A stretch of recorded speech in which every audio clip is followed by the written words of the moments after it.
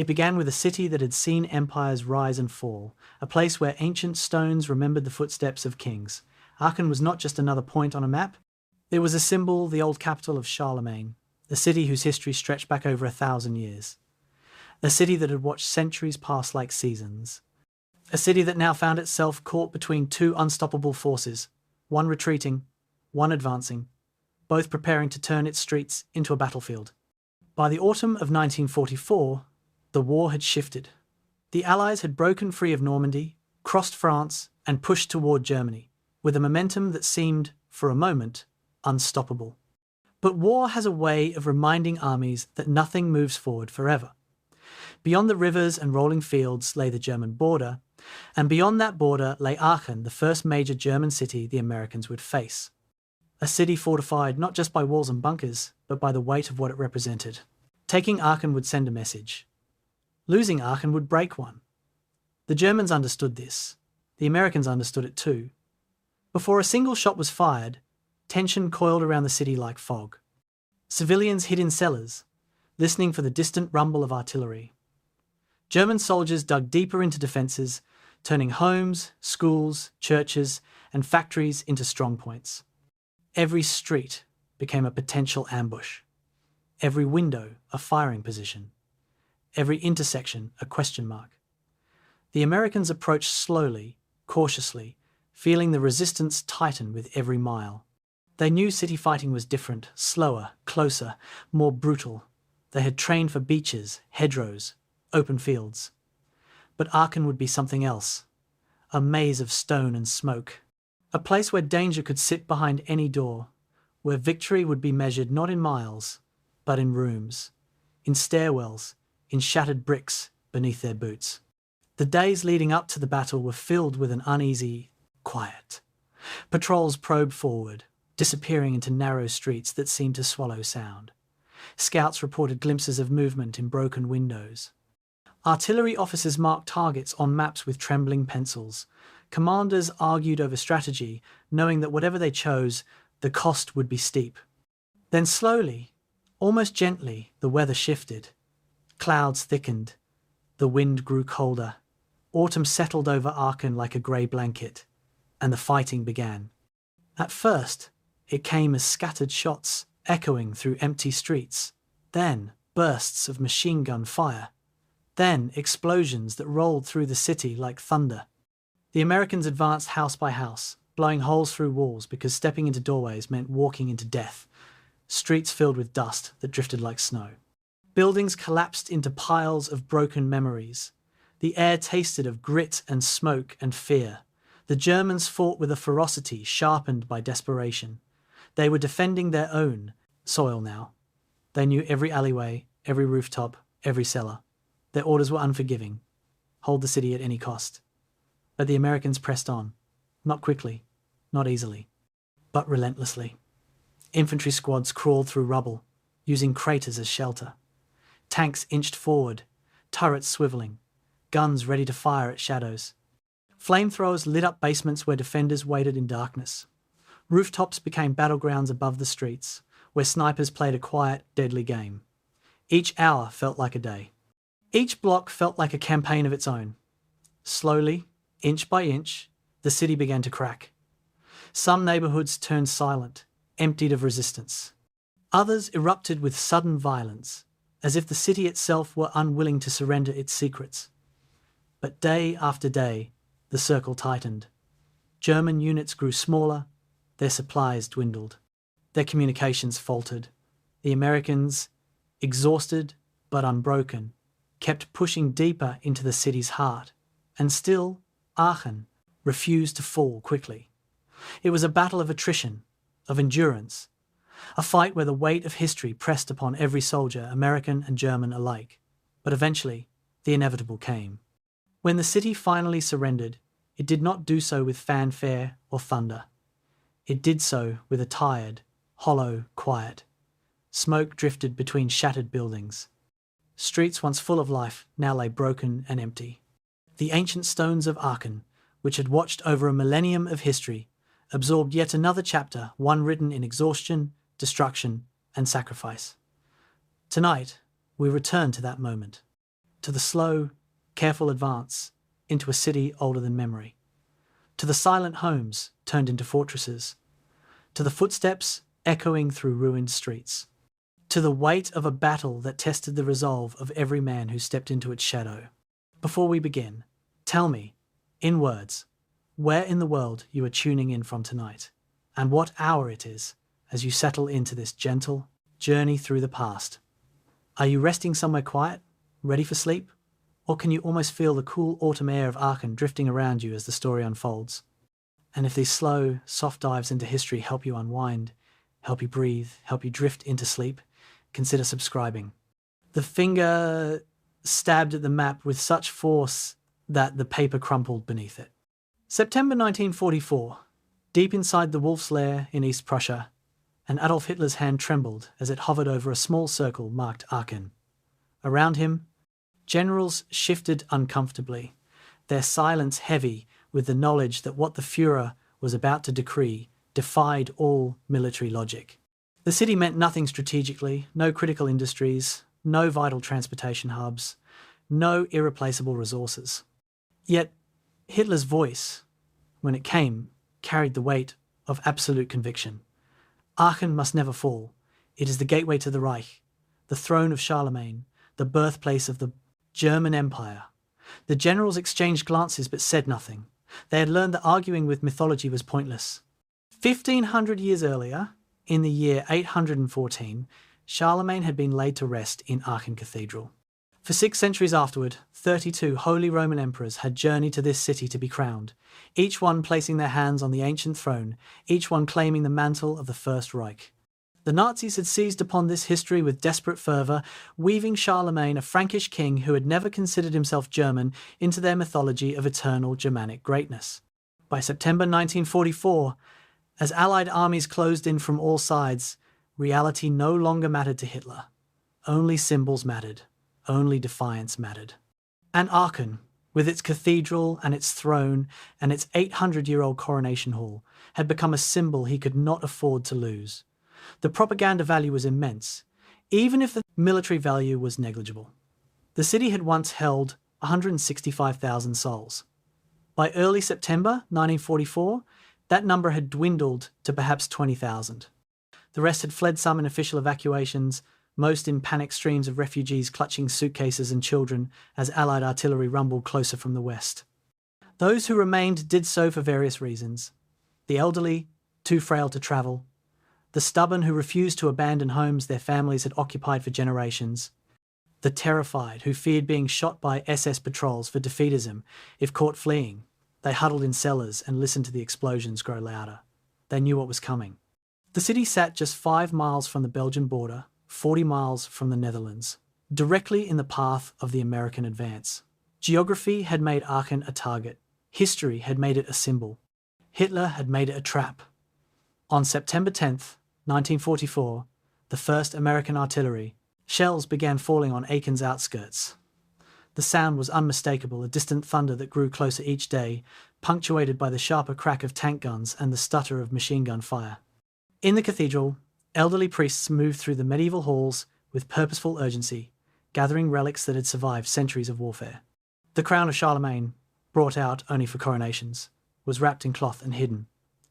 The golden shrine containing his remains was too large to move, so they built a false wall in front of it. Books and manuscripts disappeared into secret vaults. One priest, 73 years old and trembling with age, lowered a box containing fragments of the original throne into a space beneath the floor.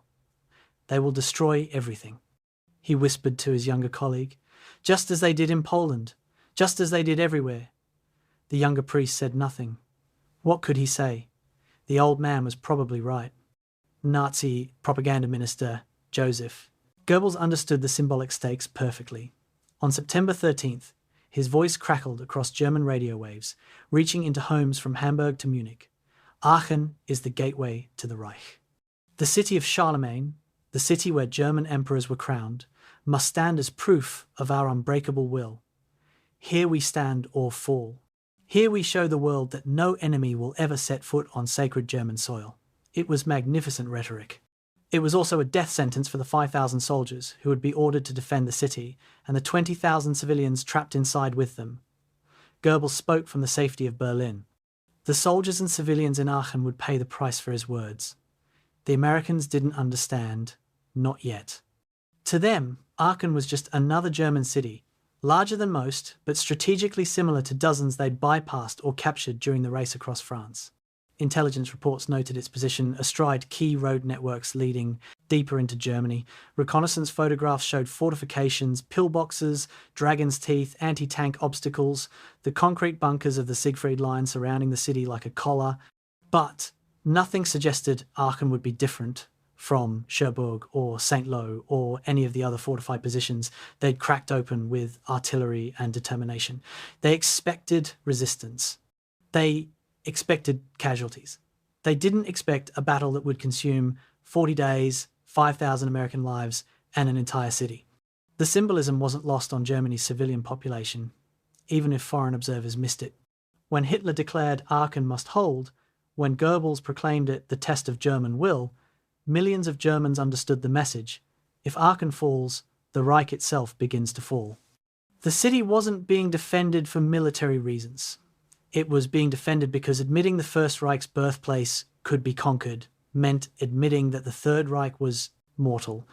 Nazi ideology couldn't tolerate such an admission. Better to sacrifice 5,000 soldiers and 20,000 civilians than acknowledge the obvious truth that the war was lost. This was the perverse logic of a regime in its death throes symbolism, trumping strategy, propaganda demanding victories that military reality couldn't provide, ideology requiring sacrifices that served no purpose beyond feeding its own mythology. By mid-September, the sound of American artillery was constant. Residents who ventured into the streets during lulls in the bombardment found their city transformed. Buildings they'd known their entire lives now gaped open, exposing rooms to the sky like dollhouses. Streets were cratered and impassable. The Elisenbrunnen, the neoclassical pavilion that had stood for over a century, had taken a direct hit. The roof of the Rathaus, the city hall where Charlemagne had once held court, showed ominous cracks. Each explosion was an erasure, removing piece by piece the physical evidence of Aachen's centuries of existence. The remaining civilians began to understand what the soldiers already knew. The city was going to be destroyed. The only question was how many would die with it. On September 11th, Nazi officials posted evacuation orders throughout the city. Residents had 24 hours to gather what they could carry and leave. Those who remained would be considered defeatists or, worse, traitors. The penalty for defeatism was death. Yet even this threat couldn't empty the city. Families gathered in cellars to debate impossible choices. Leave and risk being shot by SS patrols for abandoning the Reich. Stay and risk being killed in the bombardment. Some made the calculation that staying meant certain death but leaving meant possible death, and chose to flee. Others decided the risks of flight outweighed the risks of remaining. Still others simply paralysed by terror, unable to choose at all, and so remained by default. One elderly woman, interviewed decades later, remembered her father's words that night. "If we leave, they'll shoot us as deserters. If we stay, the Americans will kill us. We're dead either way. We might as well die in our own home." The stage was set. Hitler had declared Aachen must not fall. Goebbels had transformed the city into a symbol of Nazi defiance. 5,000 German soldiers were being positioned to defend the indefensible. 20,000 civilians were trapped inside. And approaching from the west, confident and powerful and utterly unprepared for what awaited them, came the American forces that would spend the next 40 days learning that taking a city defended by fanatics and ideology costs far more than any map could suggest. The ghost of Charlemagne watched from his ancient throne as the city bearing his legacy prepared to become a graveyard. The battle for Aachen, first major German city to fall, bloodiest urban combat Americans had yet experienced, and proving ground for every urban battle that would follow, was about to begin. September 11th, 1944. The American patrol moved cautiously through the wooded hills near Röttgen, Germany, just across the Belgian border. They'd been advancing for weeks, the intoxicating rush across France giving way to a more cautious progress as they approached the German frontier. The lieutenant leading the patrol held up his fist, signalling halt.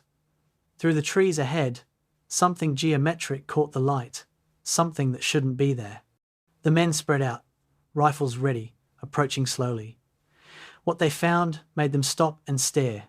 Rising from the earth in perfect rows, concrete pyramids stretched in every direction, each about 3 to 5 feet tall, arranged in staggered lines that disappeared into the forest. The soldiers approached warily, touching the structures, kicking them. Solid concrete, reinforced, immovable. "What the hell are these?" someone asked. The lieutenant had no answer. He'd never seen anything like them. These were the dragon's teeth, and they were just the beginning. The West Wall, called the Siegfried Line by the Allies, represented Hitler's vision of an impenetrable Western defence, constructed between 1938 and 1940. 390 miles long, stretching from the Netherlands to Switzerland, it comprised over 18,000 bunkers and pillboxes, tank ditches up to 10 feet deep, and those endless rows of concrete pyramids designed to stop Allied armour cold. The fortifications had been built with German engineering precision and unlimited labour, much of it forced. Each concrete pyramid was individually anchored into bedrock or massive concrete foundations, arranged so that even if tanks destroyed the first row, subsequent rows would catch them with damaged treads or bellies exposed. The Germans had spent years calculating firing angles, interlocking fields of fire, fallback positions. The dragon's teeth were medieval castle thinking applied with modern materials, and no one in the American command structure fully understood what they were facing. September 14th, 1944. An intelligence briefing tent somewhere behind the American lines. Officers crowded around grainy reconnaissance photographs, spread across a folding table. The photos showed what aerial observers had documented. Line after line of fortifications, the dragon's teeth casting long shadows in the afternoon light, pillboxes barely visible beneath camouflage netting, tank ditches like scars across the landscape. A colonel pointed at one photograph, his finger tracing a route that wound between fortification clusters. "We'll push through here," he said confidently.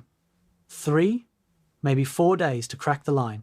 Standard doctrine, artillery prep, infantry assault, armour exploitation once we're through. Other officers nodded. They'd broken through German defences before. France had taught them that firepower and determination could overcome any static defence.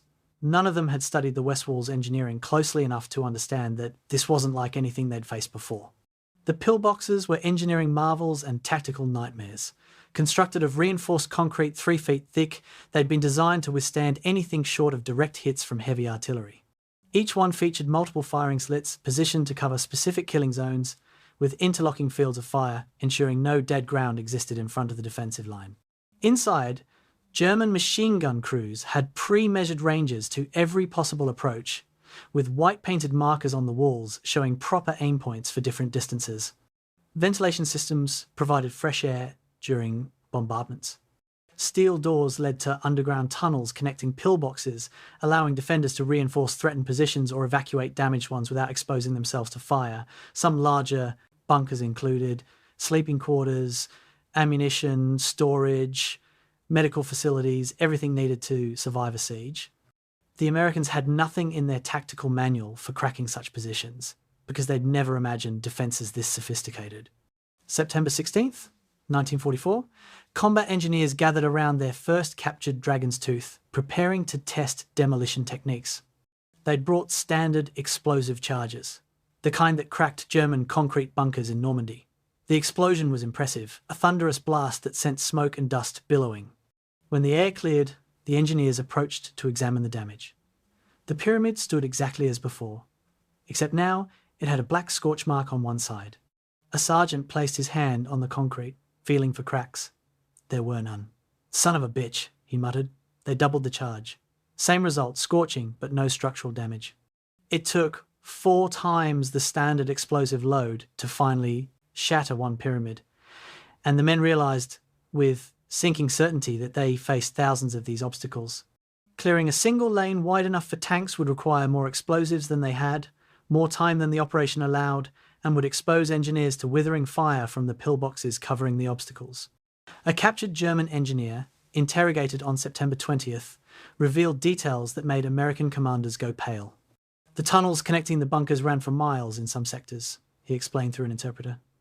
Underground rooms stored enough ammunition to withstand weeks of siege. Water came from deep wells. The Germans had learned from Maginot Line mistakes. These fortifications could be supplied and reinforced from the rear, making them far more than isolated strongpoints.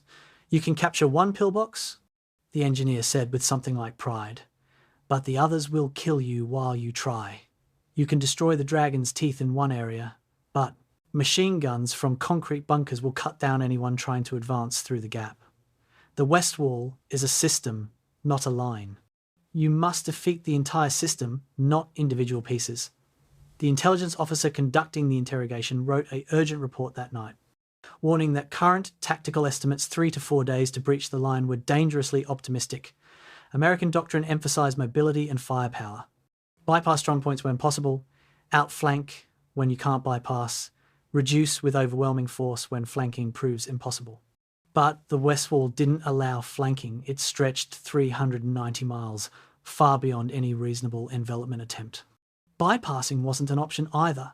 Supplies couldn't flow forward while German forces held the fortified line across every major road. That left reduction by overwhelming force, which meant accepting casualties that made commanders wince. The engineers estimated clearing paths through the dragon's teeth would take 1 week minimum. Infantry estimated that taking the bunker lines behind the teeth would cost 300 to 400 casualties per mile of advance. Artillery officers calculated they'd need to fire 10 times their normal expenditure of shells. Everyone agreed this would be nothing like France, where German forces had been mobile and vulnerable. This would be grinding, bloody work against an enemy who'd literally fortified every foot of ground. The psychological impact of the West Wall on German defenders was precisely what Hitler had intended. Soldiers manning the bunkers felt the concrete's protection, the engineering's sophistication, the system's strength. They'd watched the construction for years, participated in exercises demonstrating how interlocking fields of fire left no safe approach. Their officers had told them the West Wall was impregnable, and after manning these positions for weeks, many believed it. This confidence translated into stubborn resistance. American intelligence reports from interrogated prisoners revealed that while German troops in France had often seemed demoralized and willing to surrender, those in West Wall positions showed renewed determination. The fortifications gave them hope that they could actually stop the American advance, that Germany might yet avoid defeat. This meant they would fight harder, hold longer, and extract maximum casualties for every yard of ground. September 24th, 1944, the first major American assault hit the West Wall near Aachen. The artillery preparation was impressive, hundreds of guns firing thousands of shells, the bombardment so intense that earth and concrete dust hung in the air like fog. Then came the infantry, advancing in textbook formations, engineers in front to clear obstacles. German machine guns opened fire from pillboxes that had survived the bombardment. Men fell by the dozens. Tanks attempted to advance but became channeled by dragon's teeth into killing zones where anti-tank guns waited in camouflaged positions. By nightfall, the Americans had gained perhaps half a mile at a cost of over 300 casualties. Officers reviewing the day's reports struggled to accept the mathematics at this rate. Reaching Aachen would take weeks and cost thousands. The dragon's teeth had drawn first blood, and the Germans behind them hadn't even fully committed their reserves yet. The West Wall wasn't just a military obstacle, it was a statement of intent. Germany might be losing the war, retreating on all fronts, suffering defeat after defeat. But here, on German soil, behind fortifications built with German engineering and defended by German will, the Allies would learn that conquering the Reich would require paying in blood for every mile. The dragon's teeth represented more than concrete and geometry. They embodied Nazi determination to make victory so costly that perhaps, impossibly, the Allies might negotiate rather than continue, paying the price. It was delusional, thinking the war was already lost, but delusion mixed with excellent engineering created a formidable barrier. The Americans stared at those rows of concrete pyramids and realized that the easy war, the race across France, was over. Ahead lay the hard war, the kind where gains were measured in yards and losses counted in body bags. Welcome to Germany. Welcome to the West Wall. Welcome to the Dragon's Teeth. September 11th, 1944, dawn. Nazi officials moved through Aachen's streets, posting notices on walls, doors, and lampposts. The paper fluttered in the early morning breeze, stark black text on white background. Evacuation order. All residents must leave Aachen within 24 hours. Those remaining will be considered defeatists and enemies of the Reich. By order of the Gauleiter. The officials moved efficiently, hammering notices beside front doors, saying nothing to residents who watched from windows. By mid-morning, the proclamation, entire city knew. 24 hours. Leave your home, your possessions, your life. Leave or die. The officials didn't mention where residents should go, how they should travel, or what would happen to those too old or sick to flee. Those details were apparently unimportant. In cellars and living rooms across Aachen, families gathered to debate the impossible. Ernst Weber, a 53-year-old shopkeeper, sat with his wife, an elderly mother, reading the notice for the third time. His hands shook slightly. "If we leave," he said slowly, "the SS will stop us. They're shooting deserters. We'll be accused of abandoning our duty to the fatherland." His wife Marie shook her head. "If we stay, the Americans will bomb us to rubble. We've heard what happened in other cities." Ernst's mother, 81 years old and barely able to walk without assistance, spoke quietly. "I cannot travel far.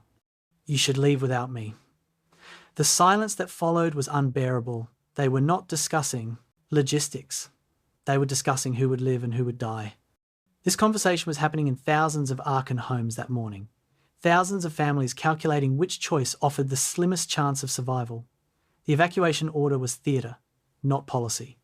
The Nazi leadership didn't actually want Aachen empty. Empty cities couldn't be defended, and defending Aachen symbolically required inhabitants to demonstrate German courage under fire.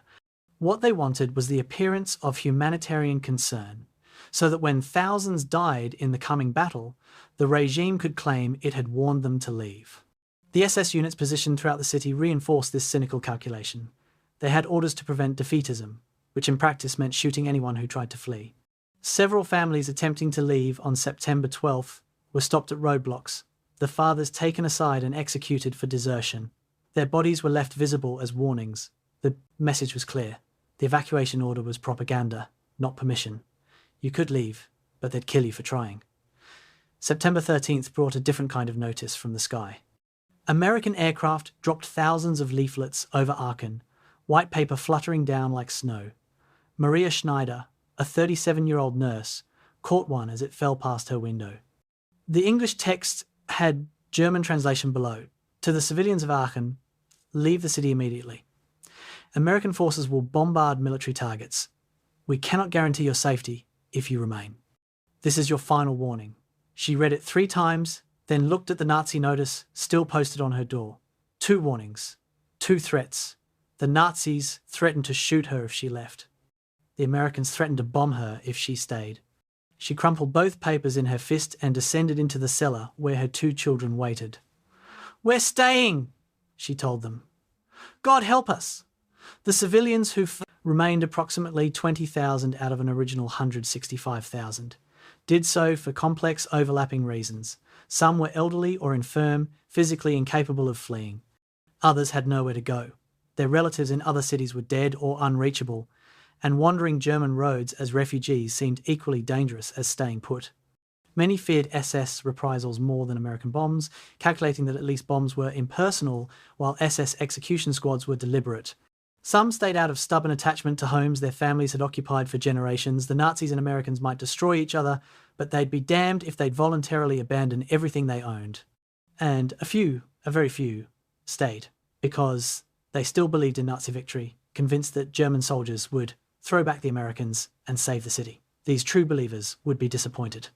September 15th, 1944, mid-morning. Frau Hoffmann, 68 years old, decided she could no longer endure the cellar's darkness and fear. She needed to see the sky. She climbed the stairs to her ground floor apartment, found a white bedsheet, and walked into the street carrying it before her like a flag. She'd heard that white flags signalled surrender, non-combatant status. Perhaps the soldiers, German or American, she no longer cared, which would see the white cloth and leave her alone. She'd walked perhaps 30 yards when the shot came. It could have been a nervous German soldier seeing movement and firing reflexively. It could have been an SS officer enforcing no surrender orders. The bullet caught her in the chest, and she fell, the white sheet spreading around her on the cobblestones, turning red. Her body lay in the street for 2 days before anyone dared retrieve it. The message was delivered. There would be no surrender, no mercy, no escape.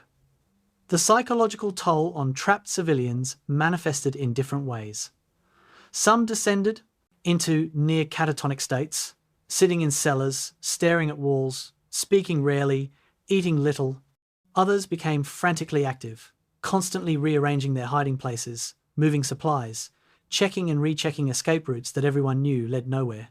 Parents struggled to maintain normalcy for children who'd forgotten what normal meant. One mother taught her 2 daughters mathematics by lamplight in their cellar, the lesson repeatedly interrupted by explosions above them, continuing each time in the sudden silence that followed. Another family said prayers every evening at precisely 6 o'clock, maintaining the ritual even when artillery bombardments made the words nearly inaudible. These small acts of normalcy were defiance, proof that they remained human despite the inhuman situation crushing them. By early October, the civilian situation had deteriorated catastrophically. Water supplies were contaminated or cut off, food stocks dwindled to nothing. The Nazi authorities, who'd ordered everyone to stay now, provided no support, no supplies, no protection. Civilians survived on hidden caches and whatever they could scavenge during lulls in the fighting. Several families attempted to leave through American lines, waving white cloths, shouting "Nicht Soldaten, not soldiers." Some made it. Others were shot, sometimes by Germans preventing defeatism, sometimes by Americans unable to distinguish civilians from soldiers in the chaos of urban combat. One 8-year-old boy, interviewed 70 years later, remembered, "We lived like rats. We hid in cellars and ruins. We ate whatever we found. We tried not to make noise because noise meant someone might notice us, and being noticed meant dying." October 10th, 1944. The Americans issued a final ultimatum. Loudspeakers mounted on vehicles broadcast the message in German. "Civilians of Aachen, you have 24 hours to evacuate through designated corridors. After that time, the city will receive full artillery treatment. Anyone remaining will be considered hostile." This time, many civilians attempted to flee. German soldiers, exhausted and overwhelmed, no longer had the energy to enforce SS anti-defeatism orders. Long lines of civilians, elderly men supporting each other, women carrying children, teenagers pushing carts loaded with whatever they could carry, streamed through the rubble toward American positions. They moved slowly, fearfully, expecting bullets from either direction. Most made it, but not all. And the several thousand who remained, whether through inability to move or simple paralysis of will, huddled in their cellars and waited for the artillery treatment to begin.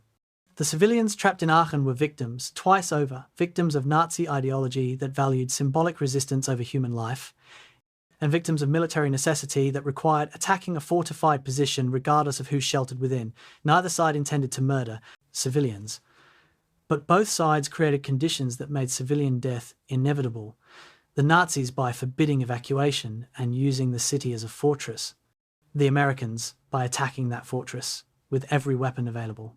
The 20,000 trapped between these forces had committed no crime except living in a historically significant city at the worst possible moment. They would pay for that geographic misfortune with their lives, their homes, and their sanity. When the battle ended, survivors would emerge from cellars, blinking in the light, staring at the rubble that had been their city, and understanding that they had witnessed the future of warfare. The city as battlefield, the civilian as collateral, urban combat as shared nightmare for everyone it touched. September 13th, 1944, 0600 hours. The lead Sherman tank of the 3rd Armoured Division rolled forward through early morning fog near Stolberg, Germany, the town that controlled the northern approach to Aachen. Inside, Sergeant James Mitchell listened to the engine's rumble and tried to ignore his hand's slight tremor. This was supposed to be the easy part: reconnaissance in force, probe German defences, report back. They'd done this dozens of times in France. German resistance had been crumbling for weeks. Everyone expected the same here. Mitchell's tank rounded a bend in the road, emerging from tree cover into an open field.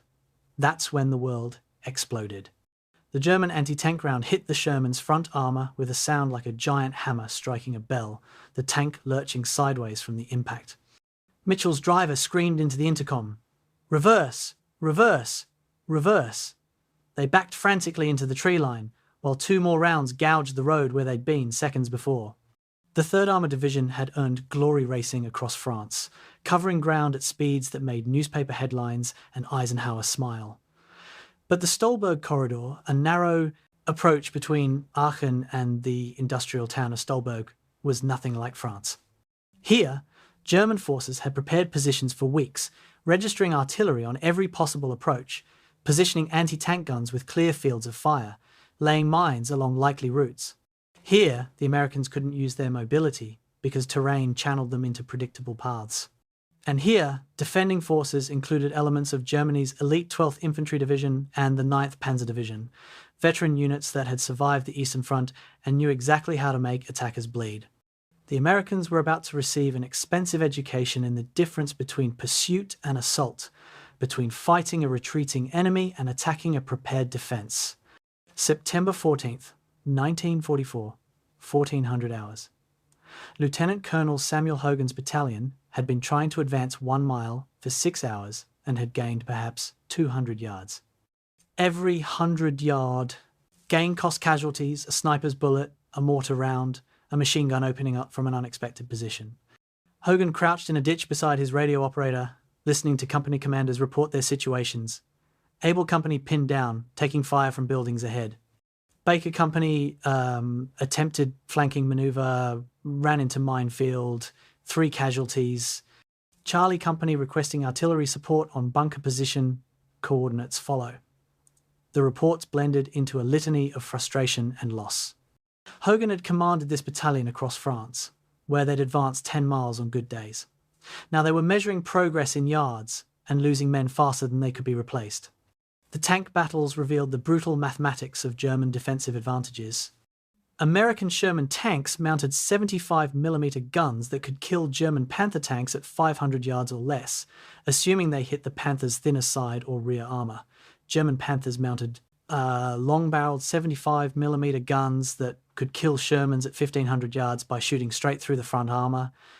This meant German tanks could engage and destroy American tanks from distances where American return fire was ineffective. The Americans' numerical advantage they had far more tanks became meaningless when German tanks could kill 3 or 4 Shermans before the Americans got close enough to fight back. Tank crews understood this mathematics with terrifying clarity. Every advance toward German positions was a calculation. How close could they get before German guns acquired them? How fast could they close that lethal gap? How many would die in the attempt? September 16th, 1944, a regimental aid station behind American lines. Captain David Goldman, battalion surgeon, worked by lamplight as stretcher bearers, brought in another wave of casualties. Sucking chest wounds stabilize, evacuate. Shrapnel peppered through both. Legs tourniquet, morphine, evacuate. Abdominal wound, already shocky, nothing to be done, make him comfortable. The casualties kept coming, a steady stream that overwhelmed the medical staff's ability to cope. Goldman had been processing wounded since dawn. It was now dusk. His surgical gown was soaked with blood that wasn't his. His hands shook with exhaustion as he worked. Between patients, he glanced at the triage log his assistant maintained. 73 wounded processed today, 16 dead on arrival, probably 20 more who'd died before reaching the aid station. 1 battalion, 1 day, 1 mile of advance. The mathematics were unsustainable. The casualty ratio terrified American commanders more than the absolute numbers. Military doctrine suggested attackers should expect 3-to-1 casualty disadvantages when assaulting prepared defences lose 3 men to kill 1 defender. The Stolberg fighting was producing 4-to-1 or even 5-to-1 ratios. For every German killed or captured, Americans were losing 4 or 5 killed, wounded, or missing. This meant the Germans could trade space for casualties at rates that would grind American offensives to halt through sheer attrition. General J. Lawton Collins, the 7th Corps commander, nicknamed Lightning Joe for his aggressive tactics, studied the reports with growing alarm. His corps was supposed to be the spearhead, the fast-moving exploitation force that would crack Germany open. Instead, they were being bled white against defences that seemed to grow stronger the deeper they penetrated. The terrain around Stolberg favoured defenders in every possible way. The Americans attacked from the low ground, advancing uphill toward German positions that offered perfect observation. Every American movement was visible to German observers who could call artillery fire with pinpoint accuracy. Meanwhile, German positions on the heights were difficult to spot, well camouflaged, and positioned to provide interlocking fields of fire that left no safe approach. Tank crews described the sensation of being in a fishbowl. They could see some German positions, but suspected others they couldn't see, never knowing where the next Panzerfaust or anti-tank gun would fire from. Infantry learned to dread open ground between buildings, those 20 or 30 yards where machine guns from multiple positions could converge. Speed was survival, but tired men carrying 70 pounds of equipment couldn't sprint far. September 18th, 1944, evening briefing at division headquarters. Colonel Truman Boudinot, commanding Combat Command B of the 3rd Armoured Division, stood before a map showing the past week's gains. His finger traced a line that barely moved. Starting position on September 13th, current position on September 18th. 5 days, 1 mile, 317 casualties. The division commander, Major General Maurice Rose, studied the map in silence. Finally, he spoke. "We can't sustain this pace. At current rates, we'll need 2 months and 10,000 casualties to take Aachen. We need new tactics, better intelligence, more support. Or we need to reconsider the entire operation." The officers present understood what he wasn't saying directly. They were losing this battle, and losing badly. The 1st Infantry Division, the Big Red One, joined the fight on September 19th, attacking toward Aachen from the southeast, while the 3rd Armoured pressed from the north. The plan was to converge on the city, envelop it, force German surrender through encirclement rather than frontal assault. It was sound strategy. But the execution ran into the same problems that had stalled the 3rd Armoured: prepared defences, favourable terrain, determined resistance, and casualty rates that shocked commanders used to mobile warfare. By September 23rd, the Big Red One had advanced approximately 2 miles at a cost of 450 casualties. Officers privately calculated that taking the city at this rate would require 6 weeks and 5,000 casualties. No one dared say what everyone knew. Those estimates were probably optimistic. The failure at Stolberg shattered American confidence in their tactical doctrine. Everything they'd learned in France: advance quickly, bypass strong points, use mobility to avoid set-piece battles, proved useless against an enemy who couldn't be bypassed and wouldn't retreat. The comfortable certainty that American firepower and determination could overcome any obstacle evaporated in the face of German defences that absorbed punishment and kept fighting. Soldiers who'd felt invincible racing across France now felt vulnerable and mortal. Tank crews who'd dominated French battlefields now feared every advance. Infantry who'd grown accustomed to German surrenders now faced enemies who fought from prepared positions and extracted maximum casualties before falling back to the next defensive line. The easy war was over. The hard war, the one that would test everything they thought they knew about combat, had begun in the blood-soaked ground around Stolberg and Aachen, and they'd barely scratched the surface of what awaited them inside the city itself. September 16th, 1944, the Wolf's Lair in East Prussia. Adolf Hitler hunched over maps in the operations room, his left hand trembling with the palsy that had worsened over recent months. Around him stood generals who'd learned to mirror whatever conviction the Führer projected. Knowing contradiction invited rage, or worse. Hitler's finger jabbed at Aachen again, the city that obsessed him beyond any military logic. "The Americans must be stopped here," he said, voice rising. "Aachen will be defended as a fortress, not one step back. The city where German emperors were crowned cannot fall to these barbarians." He looked up, scanning the faces of his staff. "Any commander who withdraws from Aachen without my explicit permission will be shot. Any soldier who retreats will be shot. The city stands or Germany falls." The generals exchanged glances but said nothing.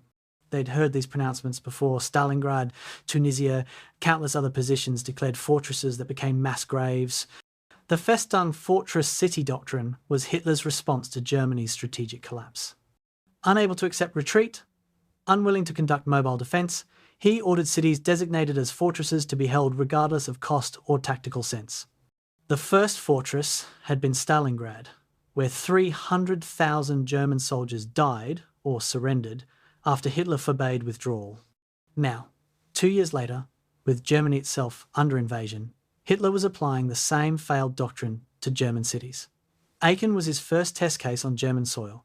It would prove whether German soldiers and civilians would sacrifice themselves for symbolic resistance, or whether military reality would finally overcome ideological fanaticism. Hitler bet everything on the former.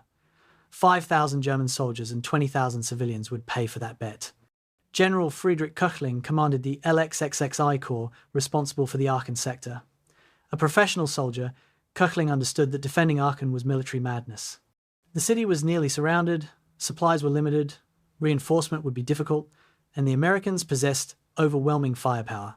Military logic demanded using Aachen's garrison to defend a line behind the city, trading space for time while preserving combat effectiveness, but Hitler's order forbade logic. On September 17th, Köchling received formal written orders designating Aachen a fortress city. He read them twice, then placed them carefully in his desk drawer. His chief of staff stood waiting. "Well?" the chief asked. Köchling's expression was carefully neutral. "We will comply," he said. "Inform the commanders." He didn't add what both men understood. They were being ordered to sacrifice 5,000 soldiers for a symbol. Colonel Gerhard Wilk received his appointment as Aachen's commandant on September 20th, 1944. 51 years old, a career officer who'd fought in Poland and France, Wilk understood what the appointment meant. Fortress commandants were expected to die with their commands or face execution for failure. Hitler's orders were explicit: hold until relieved or destroyed, no retreat permitted, death penalty for any commander who surrendered without permission. Wilk met with his staff that evening, spreading maps across a table in the command bunker beneath Aachen's Farwick Park. "Gentlemen," he said quietly, "we've been handed an impossible mission. We will do it anyway." His officers nodded. They were soldiers. They would follow orders, even orders they knew were suicidal. The garrison Wilk commanded was a mixed force that reflected Germany's desperation. The corps consisted of the 246th Volksgrenadier Division's 246th Infantry Regiment, experienced troops who'd fought on the Eastern Front. Supporting them were SS units fanatics loyal to Nazi ideology above military sense. Police battalions provided additional manpower, though many were older men with limited combat experience. Scattered Luftwaffe ground units, reassigned from their decimated air force, added to the mix. Finally, the Volkssturm, the people's militia of old men and teenage boys given uniforms and rifles, filled out the numbers. On paper, Wilk commanded 5,000 men.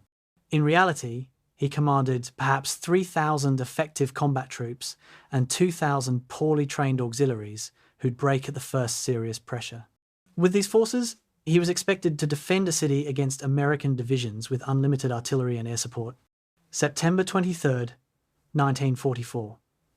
Wilk inspected defensive positions in Aachen's eastern sector.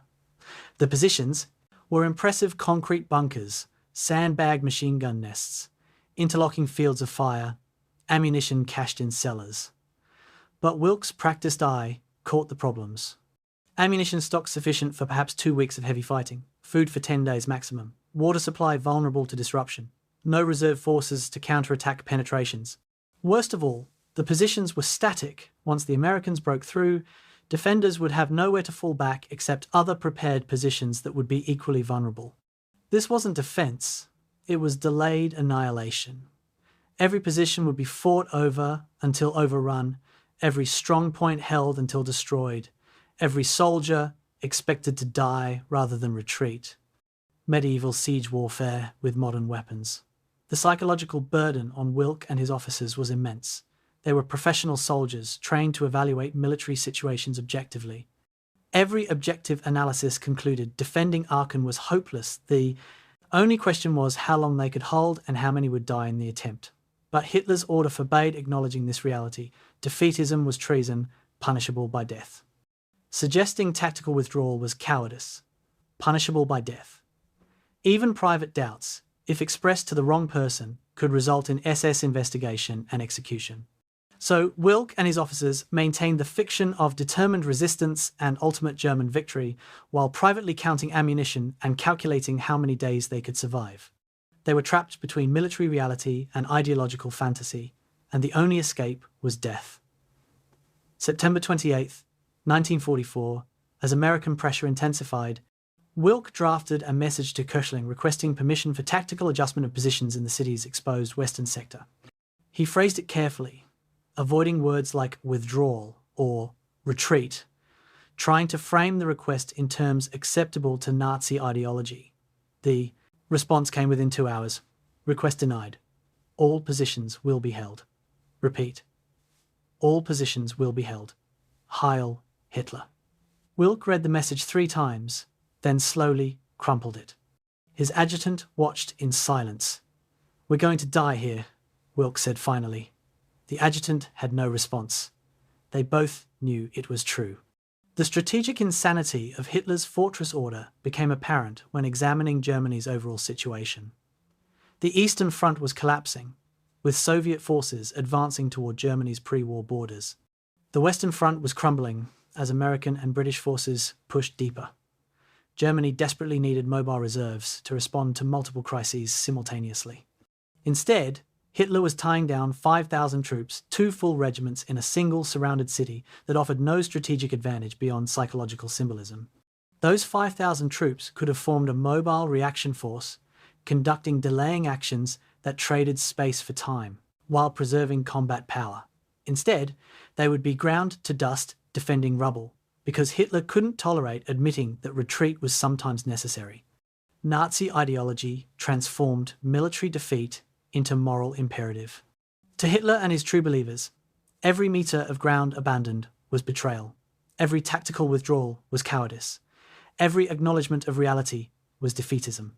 This ideology required finding external enemies and internal traitors to explain why Germany was losing the Jews, the communists, the defeatists, the generals who lacked will.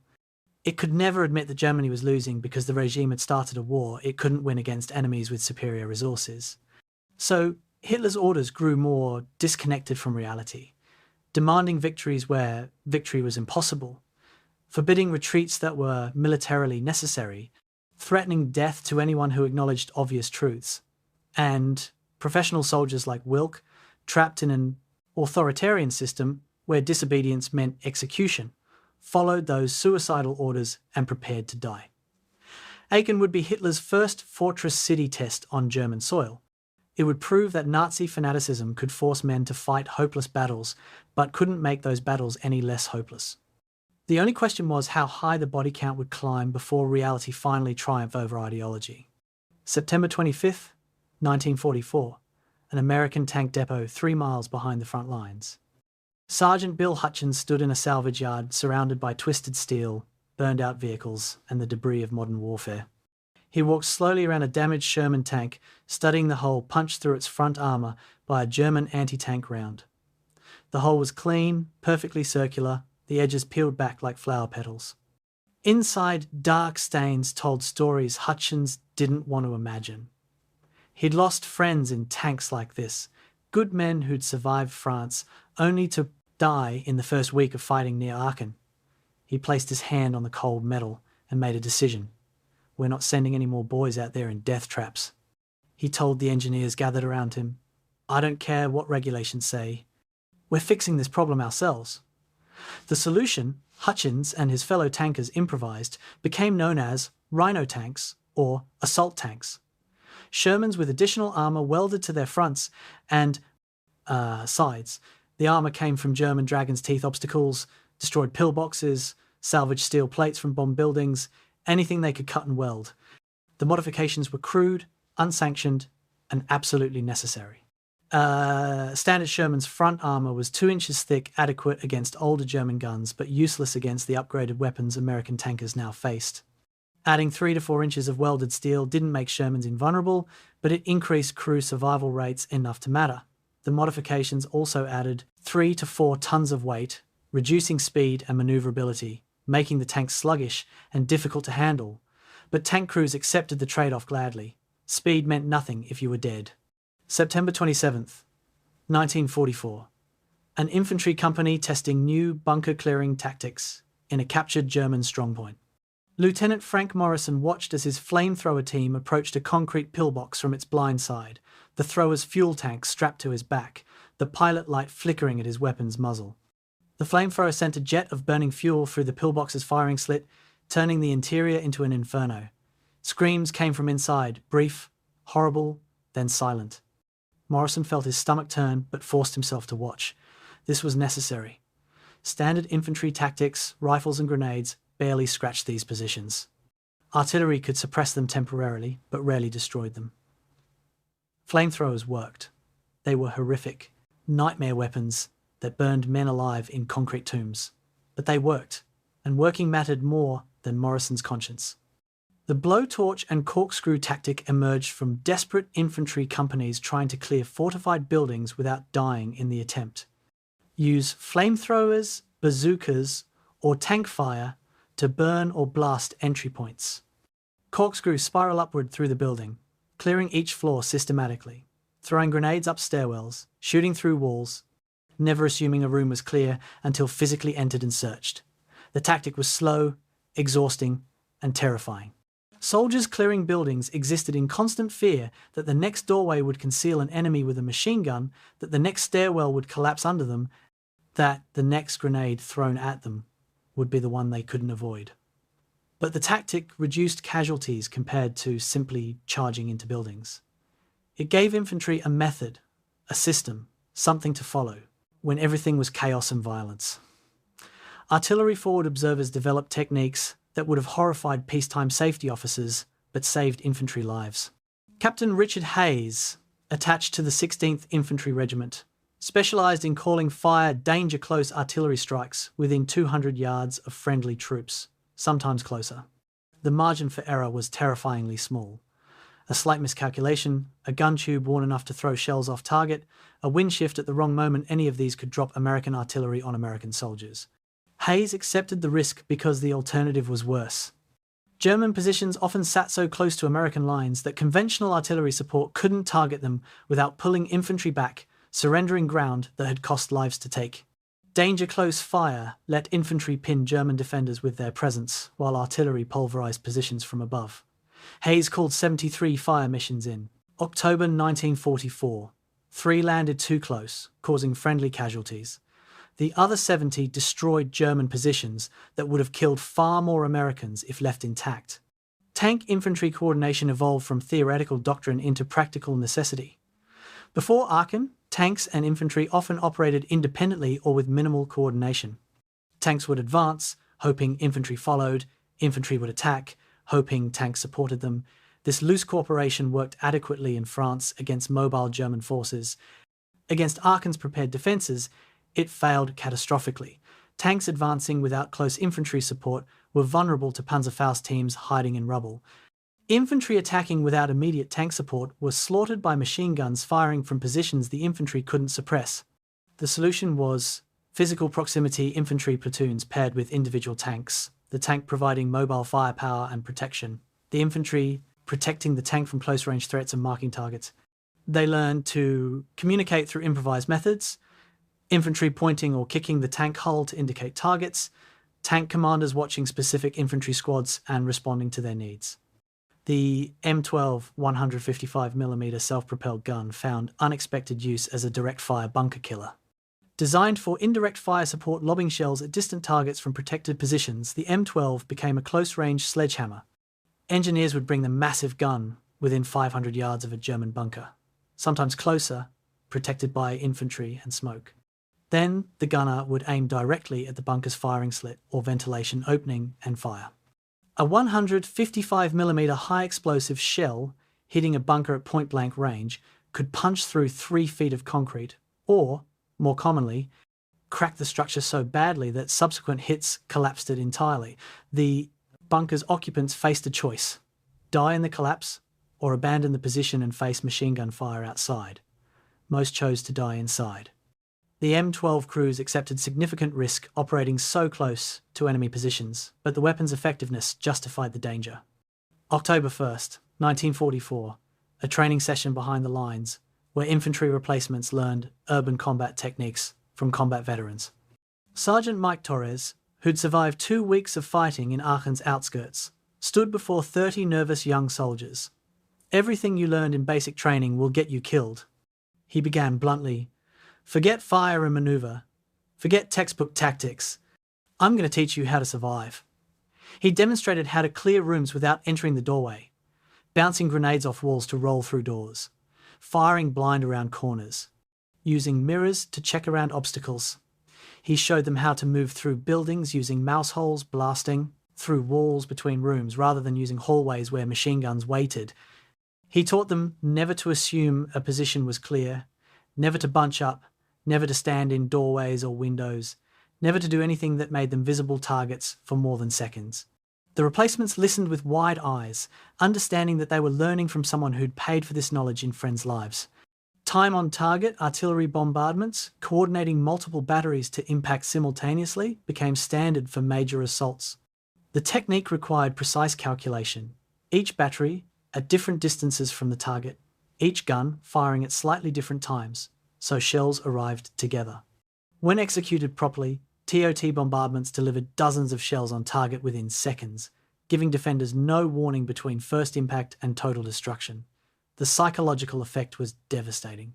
German soldiers learned to endure sequential artillery fire shells arriving one by one, allowing time to take cover, to endure, to prepare. TOT bombardments allowed no such preparation. 1 second, silence. The next second, apocalypse.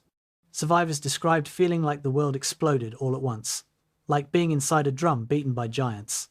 The bombardments weren't always lethal to soldiers in deep bunkers, but they were consistently terrifying, eroding German morale with each coordinated strike. The innovations emerged from necessity, refined through failure, and preserved through survivor testimony. Each technique had been learned the hard way, soldiers trying something, dying when it failed, succeeding when it worked, teaching survivors what they'd discovered. This was evolution in real time, natural selection applied to military tactics. Units that adapted survived. Units that rigidly followed doctrine died. By early October, American forces around Aachen had developed an entirely new tactical system, one specifically designed for urban combat against prepared fortifications. It was brutal, costly, and imperfect, but it was better than what they'd started with in September. The question was whether these hard-won lessons would prove enough against the horrors awaiting them inside Aachen itself, where every building was a fortress and every street a killing ground. The innovations gave them a chance. Whether that chance was sufficient remained to be seen. October 7th, 1944, 0500 hours. Colonel John Corley, commanding the 26th Infantry Regiment of the 1st Infantry Division, checked his watch one final time. 30 minutes until the artillery preparation began, 60 minutes until his men attacked toward Würselen from the south. Somewhere to the north, the 30th Infantry Division, Old Hickory, was preparing their own assault. If both attacks succeeded, if they could link up east of Aachen near Würselen, the German garrison in Aachen would be completely encircled, cut off from supplies, reinforcements, and retreat routes. They'd have two choices: surrender or die. Corley had no illusions about which option the Germans would choose. Hitler's fortress order guaranteed they'd fight to annihilation, but at least encirclement would prevent German reinforcements from reaching the city and would isolate the battle, allowing American forces to reduce Aachen at their own pace without worrying about relief attempts. The watch hands crawled toward 0530. Corley lifted his radio handset. "All units, stand by." The 30th Infantry Division's attack zone lay north of Aachen, rolling farmland interrupted by villages and industrial works. Major General Leland Hobbs, commanding the division, had chosen to advance with 2 regiments forward, the 117th and 119th Infantry, keeping the 120th in reserve. His objective was the high ground near Würselen, 5 miles northeast of Aachen. Taking that ground would cut the Aachen-Cologne highway, severing the main supply route into the city. Intelligence reported strong German defences, elements of the 3rd Panzer Grenadier Division, experienced troops with armour support. Hobbs expected fierce resistance. His division had fought in Normandy and across France. They knew how to handle tough fights. But they'd never fought in Germany. never attacked positions defended by soldiers protecting their homeland. October 7th would teach them the difference. 0530, October 7th, 1944. 300 American artillery pieces fired simultaneously, the bombardment so intense that earth trembled for miles. Shells screamed overhead in a continuous howl, impacting German positions in rolling explosions that merged into continuous thunder. The preparation lasted 30 minutes, 18,000 shells delivered on German defensive lines in half an hour. At 0600, the artillery fire lifted and infantry advanced behind, creeping barrages that walked forward at pre-planned rates. The 30th Division's soldiers moved through smoke and dust, visibility reduced to yards, uncertain what awaited them ahead. Then the German machine guns opened fire. Despite the bombardment, despite the overwhelming firepower, German defenders emerged from bunkers and cellars to man their weapons. The Americans had hoped the artillery would break German resistance. Instead, it had merely announced the attack's beginning. South of Aachen, Corley's 26th Infantry Regiment attacked simultaneously, pushing northeast toward the same objective link up with the 30th Division, close the ring. His men faced different terrain, more urban, more industrial, more opportunities for German defenders to hide and ambush. But they also faced the same fundamental problem. German soldiers determined to make every yard cost American blood. By mid-morning October 7th, Corley's lead battalion reported taking heavy casualties from interlocking machine gun positions. By noon, they'd advanced half a mile behind schedule, but moving. The battalion commander requested tank support. Corley approved, knowing tanks would help, but also knowing tanks in urban terrain were vulnerable. Everything was a trade-off. Every decision balanced risk against reward, casualties against objectives. German observation posts on the heights east of Aachen watched the American pincers closing and understood what was happening. Frantic radio messages flowed to commanders. American infantry advancing from south in battalion strength. American armor observed moving northeast from Eilendorf. Estimate American objective is Versalin link-up. Request permission to fall back to secondary positions. The responses came from Köchling's headquarters. No withdrawal permitted. All positions will be held. Counterattacks will destroy American penetrations. But counterattacks required reserves, and reserves were non-existent. The Rhine forces defending outside Aachen were already fully committed. There was nothing left to throw at the American advance except determination and dwindling ammunition. October 16th, 1944, 14:30 hours, Revel's Hill, near Werslin. Lieutenant Thomas McCall, leading a platoon from the 30th Division's 117th Infantry, reached the crest of a low rise and saw American soldiers approaching from the south. They wore different uniforms, different unit patches, 1st Infantry Division troops from Corley's 26th Infantry. The two forces stared at each other for a frozen moment. Then someone shouted, and men rushed forward, shaking hands, slapping backs, passing cigarettes. Officers established radio contact with their respective headquarters. Link-up complete, Aachen is encircled. McCall lit a cigarette with shaking hands and looked west toward Aachen, 5 miles distant. Smoke rose from dozens of fires. Artillery rumbled continuously. They'd closed the noose. Now came the hard part, tightening it. The encirclement trapped not just the Aachen garrison, but German forces in surrounding towns and villages.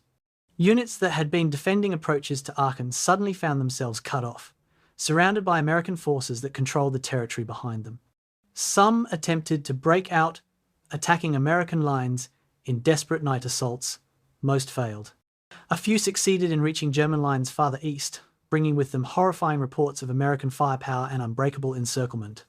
The survivors told of comrades left behind, of positions overrun, of ammunition exhausted and relief forces destroyed before reaching them. These accounts spread through German ranks like poison, undermining morale even among troops not yet engaged.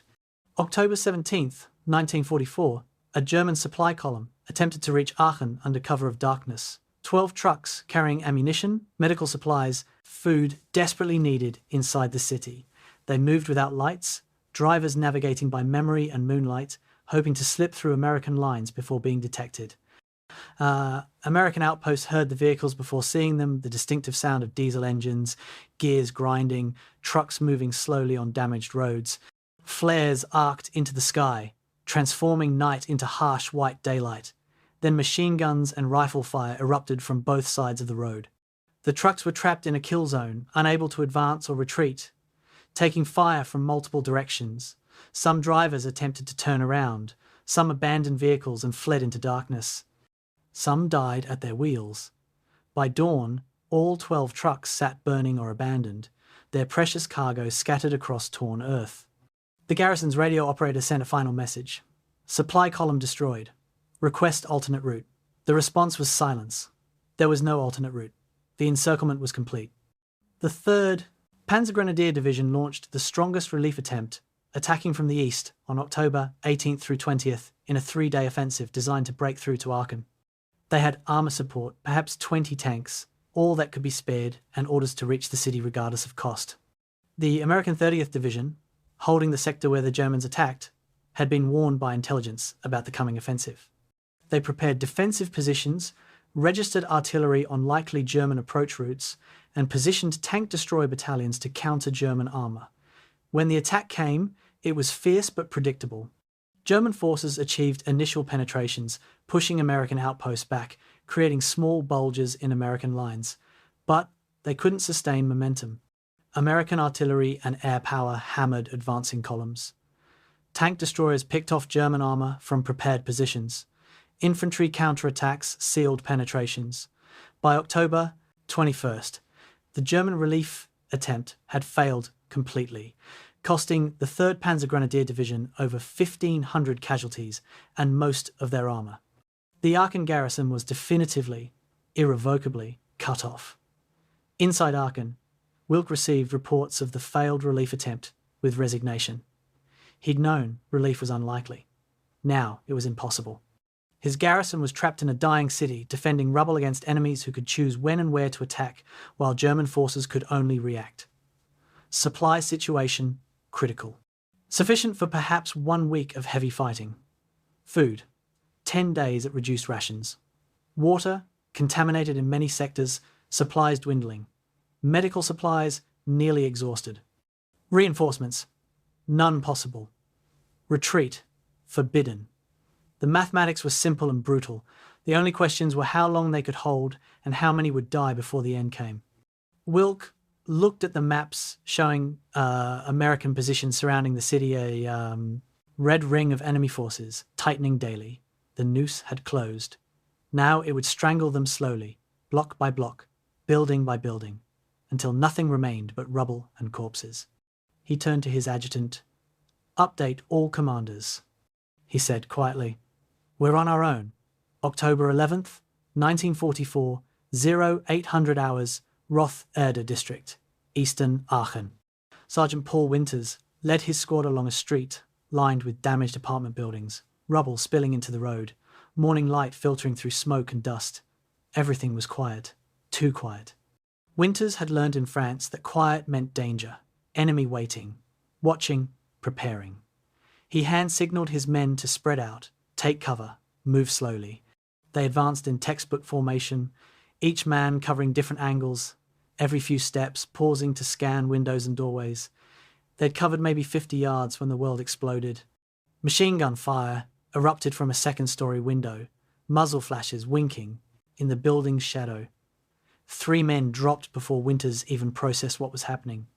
The rest dove for cover behind rubble piles, returning fire blindly toward the machine gun position, bullets sparking off concrete.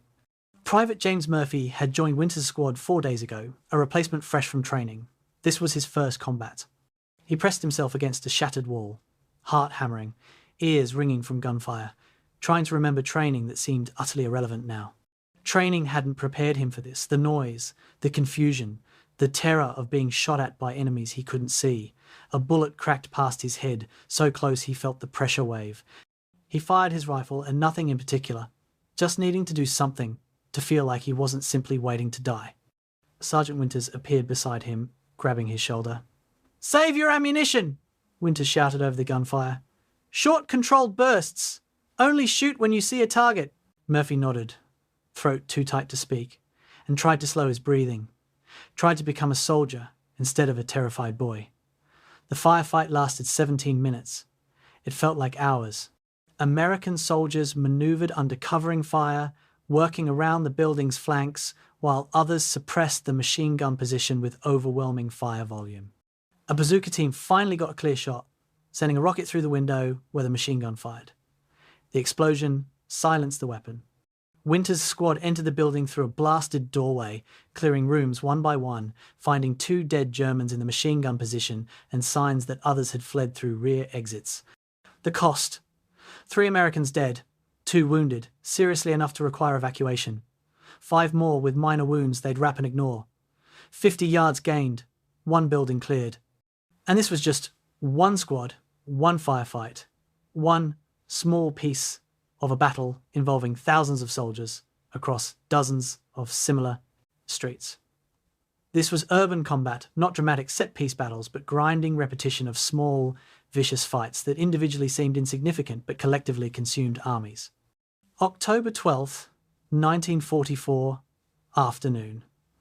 Captain Robert Henderson commanded Charlie Company, tasked with clearing a city block in Aachen's residential eastern district. The block contained approximately 40 buildings, apartments, shops, row houses. Intelligence suggested German defenders held positions throughout the area, but couldn't specify where or in what strength. Henderson's company numbered 130 men at morning roll call. By the time they finished this mission, that number would be lower. He knew it, they knew it. You couldn't clear 40 buildings defended by determined enemies without casualties. The only question was how many. Henderson split his company into 3 platoons, each responsible for clearing specific buildings. They would advance building by building, supporting each other with covering fire, requesting tank support when encountering strong resistance. Simple plan, brutal execution. The technique for clearing a defended building had evolved through trial and error, written in blood by soldiers who'd learned what worked and what got you killed. First, reconnaissance by fire: shoot into windows, doorways, any potential fighting position, forcing defenders to reveal themselves or take cover. Second, breach: use explosives, tanks, or simply shooting the door hinges to create entry points. Third, assault: throw grenades into the breach, then follow immediately before defenders recover.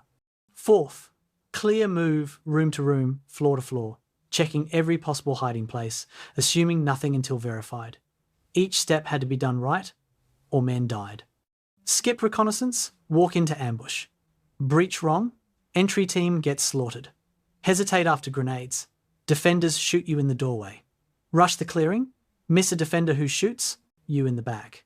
There was no safety, only procedures that reduced the chances of dying. Private First Class Tony Romano crouched in a basement with his squad, preparing to assault the building above them. They'd entered through a cellar window, finding the basement empty and using it as shelter while preparing their next move. Romano's hands shook as he pulled the pin from a grenade. He was supposed to throw it up the stairwell, then follow with his squad to clear the ground floor. Simple. Except nothing was simple when people were trying to kill you. His sergeant nodded. Romano threw the grenade up the stairs, heard it clatter on floor above, then explode with a dull thud. He charged up the stairs with his squad, emerging into smoke-filled hallway, rifle up, looking for targets. A door to his left flew open and a German soldier appeared, equally surprised, both men bringing weapons up simultaneously. Romano fired first, pure reflex, no thought, the rifle bucking in his hands. The German fell. Romano stared for a frozen second. Then his sergeant shoved him forward. "Keep moving! Check the rooms!" By evening October 12th, Charlie Company had cleared 21 of 40 buildings in their assigned block. Cost 8 killed, 19 wounded, 47 showing signs of combat exhaustion. They'd killed an estimated 30 Germans and captured 12. Though exact counts were impossible, some defenders escaped through cellars and roof lines. Some bodies were buried in collapsed buildings. Henderson radioed battalion, requesting permission to halt for the night, allow his men to rest, bring up supplies and replacements. Permission granted. His men established defensive positions in cleared buildings, posted sentries, tried to sleep in rooms that smelled of cordite and death. Some managed a few hours' rest. Others lay awake, staring at darkness, replaying the day's violence, wondering if tomorrow would be the day they died. This was one company, one block, one day, multiplied across the entire city, across weeks of fighting, and you begin to understand why Aachen broke men as thoroughly as it broke buildings. October 13th, 1944, Morning. Battalion Medical Officer, Captain David Goldman, processed an unusual number of what the men called Section 8 cases, soldiers too psychologically shattered to continue fighting. Some couldn't stop trembling. Some couldn't speak, mouths opening soundlessly when asked questions. One soldier sat rocking back and forth, humming tunelessly, eyes focused on something invisible. Another startled at every sound, grabbing his rifle reflexively, finger tightening on the trigger until medics wrestled the weapon away. Combat exhaustion was the official term, though that sanitized phrase didn't capture what Goldman witnessed human minds breaking under stress they weren't designed to endure.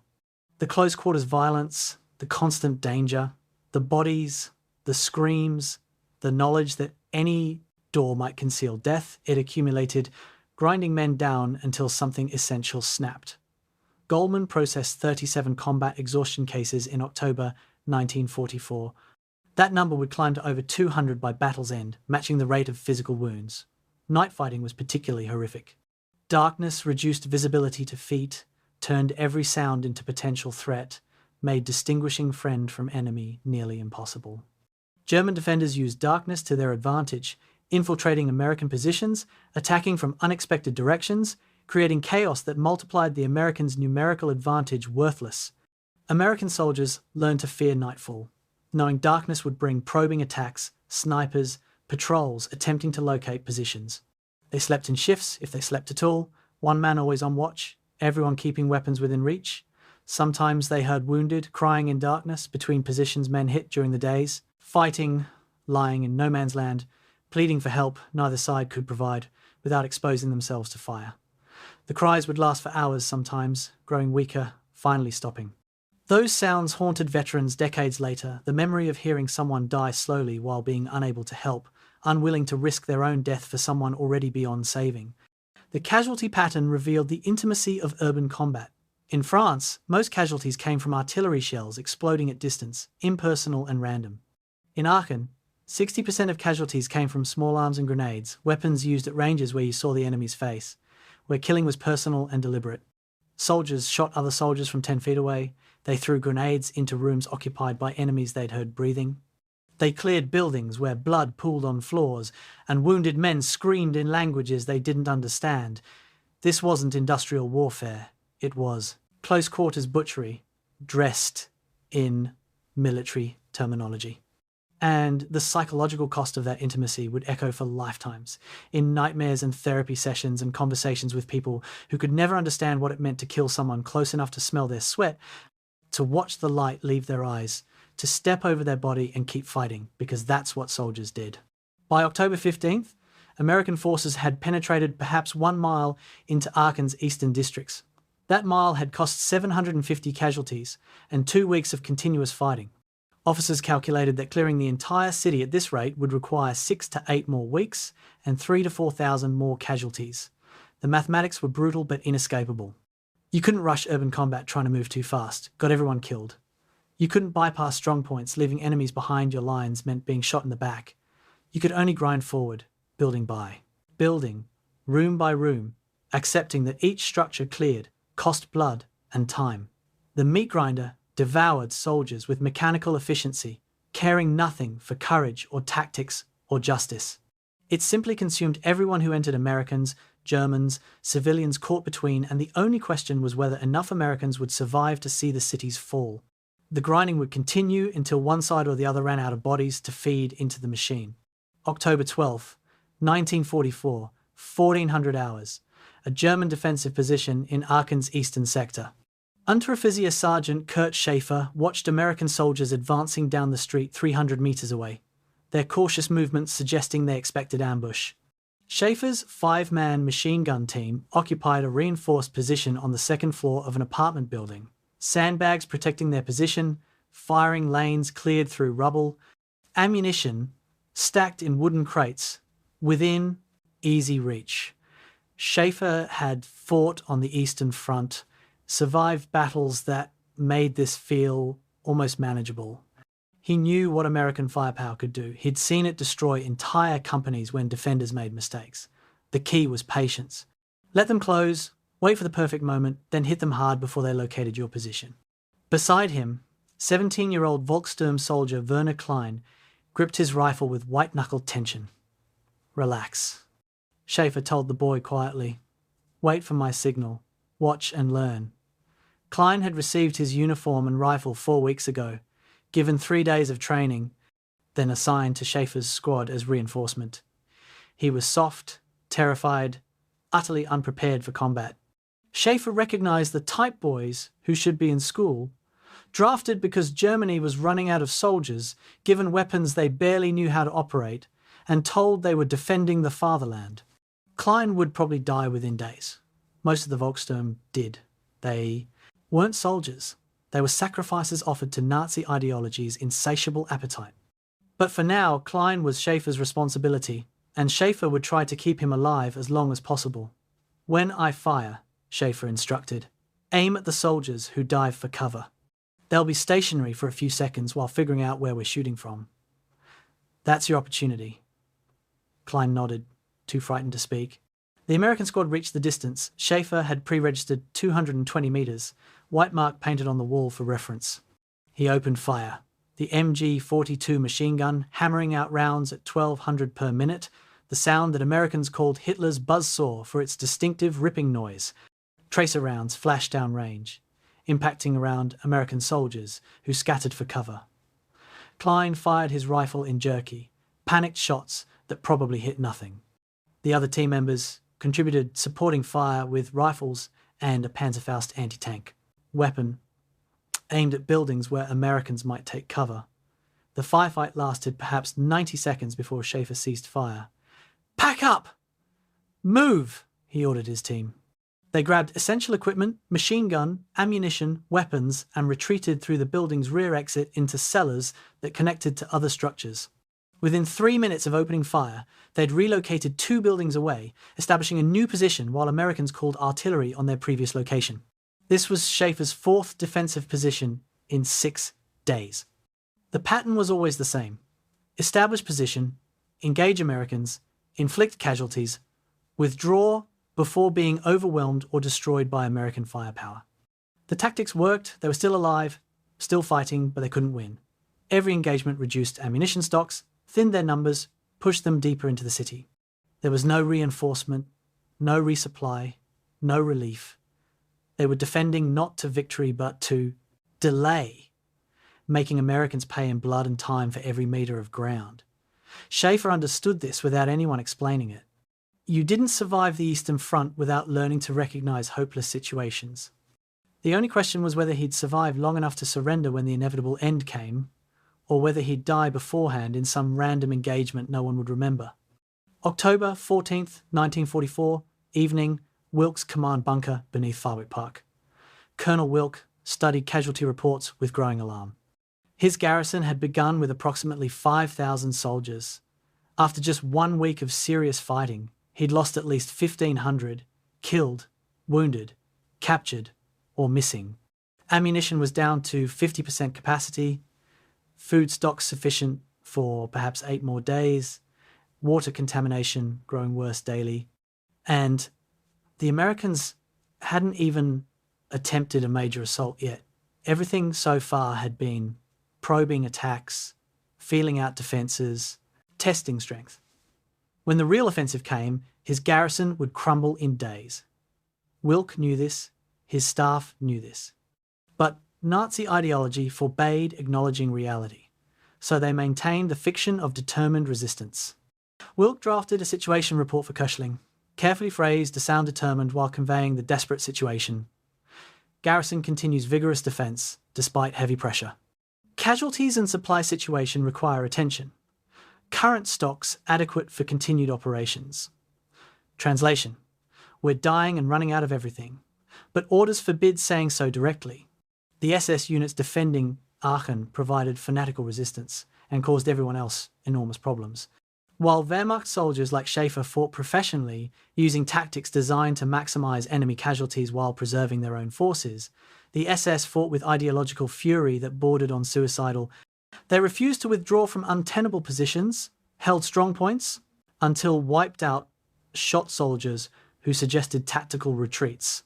An SS Hauptsturmführer, captain named Klaus Brecht, commanded a company defending the city's northern sector. Brecht had been Nazi Party member since 1936, true believer in Hitler's vision of Germanic supremacy and Lebensraum expansion. When American forces overran one of his platoon positions on October 13th, Brecht personally executed the platoon leader for defeatism, despite the man having fought until wounded and out of ammunition. Brecht's company fought with desperate intensity, inflicting heavy American casualties. They also died in disproportionate numbers because Brecht's tactics never retreat, fight to annihilation, guaranteed destruction. October 15th, 1944, noon. A German medical station in a cellar beneath Aachen's City Hall. Dr. Heinrich Müller worked by lamplight, surgical instruments spread on a blood-stained table, wounded soldiers lying on every available surface. Müller had run out of morphine 3 days ago. He'd run out of proper antiseptics 2 days ago. He now operated without anesthesia, using whatever he could find to clean wounds. Vodka, scavenged from abandoned bars, sometimes just boiled water. The wounded screamed during procedures, sound that haunted Müller's sleep when he managed to sleep at all. A soldier was brought in with shrapnel wounds across his back and legs. Müller examined the wounds, calculating. Operating required time and supplies he didn't have. The soldier would probably die from infection even if Müller operated successfully. Give him water, Müller told his assistant. Make him comfortable. The soldier stared at Müller. With understanding in his eyes, he knew what make him comfortable meant. He was being triaged, left to die so supplies could be used on soldiers more likely to survive. Müller moved to the next patient, bearing his guilt and horror beneath professional detachment. The garrison's composition created tension and inefficiency. Regular Wehrmacht troops despised the SS for their brutality and fanaticism. The SS distrusted Wehrmacht soldiers as potentially disloyal to Nazi ideology. Volkssturm troops were dismissed by both groups as useless amateurs. Police units existed in awkward middle ground, neither fully military nor clearly SS-affiliated. Luftwaffe ground troops resented being forced into infantry roles for which they had minimal training. These divisions might have been manageable in normal circumstances, but under siege, under constant pressure, they festered into dangerous resentments. Arguments broke out over ammunition distribution, defensive positions, tactical decisions. Officers spent time mediating disputes that should have been spent coordinating defence. The garrison wasn't a unified force, but a collection of factions forced together by circumstance and Hitler's orders, barely cooperating even while facing common enemy. October 18th, 1944, night. Schaefer's squad occupied positions in a bombed-out factory, waiting for American night patrols they knew would come. Werner Klein sat against a wall, rifle across his lap, crying silently. Schaefer noticed but said nothing. Let the boy cry, better to release fear now than freeze when fighting started. Another soldier, Corporal Fritz Hahn, cleaned his rifle with obsessive precision, hands moving automatically through motions performed thousands of times. Hahn had stopped talking 3 days ago, communicating only through nods and gestures, shell shock, Americans called it. Whatever the term, Hahn was finished as a soldier. He'd fight because refusing meant execution, but his mind had departed to somewhere safer than war-torn Aachen. Private Max Vogel wrote a letter to his wife by candlelight, knowing the letter would never be mailed, but writing anyway, because the ritual maintained sanity. These were the defenders holding Aachen exhausted, terrified, many broken psychologically, all knowing they were dying by degrees. Yet they continued fighting because alternatives execution for desertion, American captivity with its uncertain fate, seemed worse than continuing the familiar horror of combat. Motivation among defenders varied wildly. Some SS troops genuinely believed in Nazi ideology, fought because they considered themselves warriors defending civilization against subhuman enemies, the deranged racial ideology that Hitler had pumped into German consciousness for 12 years. Most Wehrmacht soldiers fought from more pragmatic calculation. Surrender might mean death from SS execution squads. Better to fight and hope for survival. Many fought simply because they were soldiers, and soldiers followed orders, even orders they privately considered suicidal. A few fought from genuine patriotism, defending Germany itself rather than Nazi regime, unable to separate nation from ideology. And some growing numbers, as the battle wore on, fought only because American firepower made surrender too dangerous to attempt. Trying to surrender in close quarters urban combat often got you killed before anyone recognized the white flag. October 20th, 1944, morning. Schaefer's team received orders to abandon their factory position and fall back to prepared positions closer to city centre. The withdrawal was tactical admission that eastern defences were collapsing, that Americans had penetrated too deeply to hold the outer districts. Schaefer's squad moved through cellars and ruins, staying below ground when possible, covering 300 metres in nearly 2 hours of cautious movement. They passed destroyed positions, bodies that hadn't been recovered, equipment abandoned when positions fell. Klein vomited twice during the withdrawal, overcome by sights and smells. Vogel moved mechanically, face blank. Hahn followed like a ghost, silent and empty. Schaefer kept them moving, kept them together, knowing that stopping meant thinking, and thinking meant understanding the hopelessness of their situation. Better to keep moving, keep fighting, keep existing moment to moment without considering past or future. That's how you survived, by shrinking your world to the immediate present, to this task, this position, this hour. Tomorrow didn't exist. Yesterday didn't matter. Only now was real, and now required moving backward, defending less, surviving longer against enemies who grew stronger daily. The indefensible was being defended, but the defence was failing 1 metre, 1 position, 1 soldier at a time. October 13th, 1944, 0600 hours. Captain William Bradford gathered his company officers around a map spread on the hood of a battered jeep. The map showed one city block in Aachen's Adalbertstrasse sector, approximately 250 metres long, 150 metres wide, containing roughly 60 individual structures. Bradford's Charlie company had been tasked with clearing this block completely. A mission intelligence estimated would take 12 to 18 hours. Bradford looked at his officers, 3 lieutenants, younger than him, but aged beyond their years by months of combat, and saw skepticism in their eyes. They'd learned that intelligence estimates were usually optimistic. 60 buildings, Bradford said quietly, all potentially occupied, all potentially fortified. We'll take it building by building, no rushing, proper clearing procedures. Questions? One lieutenant raised his hand. What's our casualty estimate, sir? Bradford hesitated, then answered honestly. 10 to 15%, maybe 20 if we're unlucky. The assault plan divided the block into 3 sectors, 1 for each platoon. First platoon would clear the northern row of buildings, advancing west to east. Second platoon took the southern row, also west to east. Third platoon remained in reserve, ready to reinforce whichever platoon encountered strongest resistance or support breakthrough opportunities if defences collapsed. Tank support 1 Sherman per platoon would provide direct fire against identified strongpoints, but couldn't navigate the rubble-choked streets, forcing them to operate from block perimeter. Artillery support was pre-registered on specific targets: the large factory building at the block's centre, several commercial structures that looked like obvious defensive positions, the apartment building on the southeast corner. Bradford synchronised watches with his platoon leaders. Artillery prep at 0645, infantry moves at 0700. By this time tomorrow, this block belongs to us.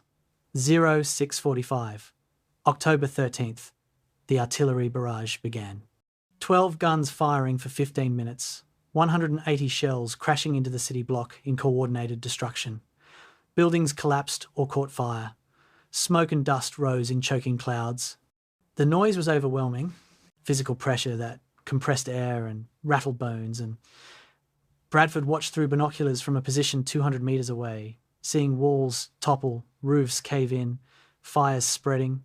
When the barrage lifted at 0700, silence felt unnatural, ears still ringing, expecting the next explosion. All units. Bradford spoke into his radio. Commence assault.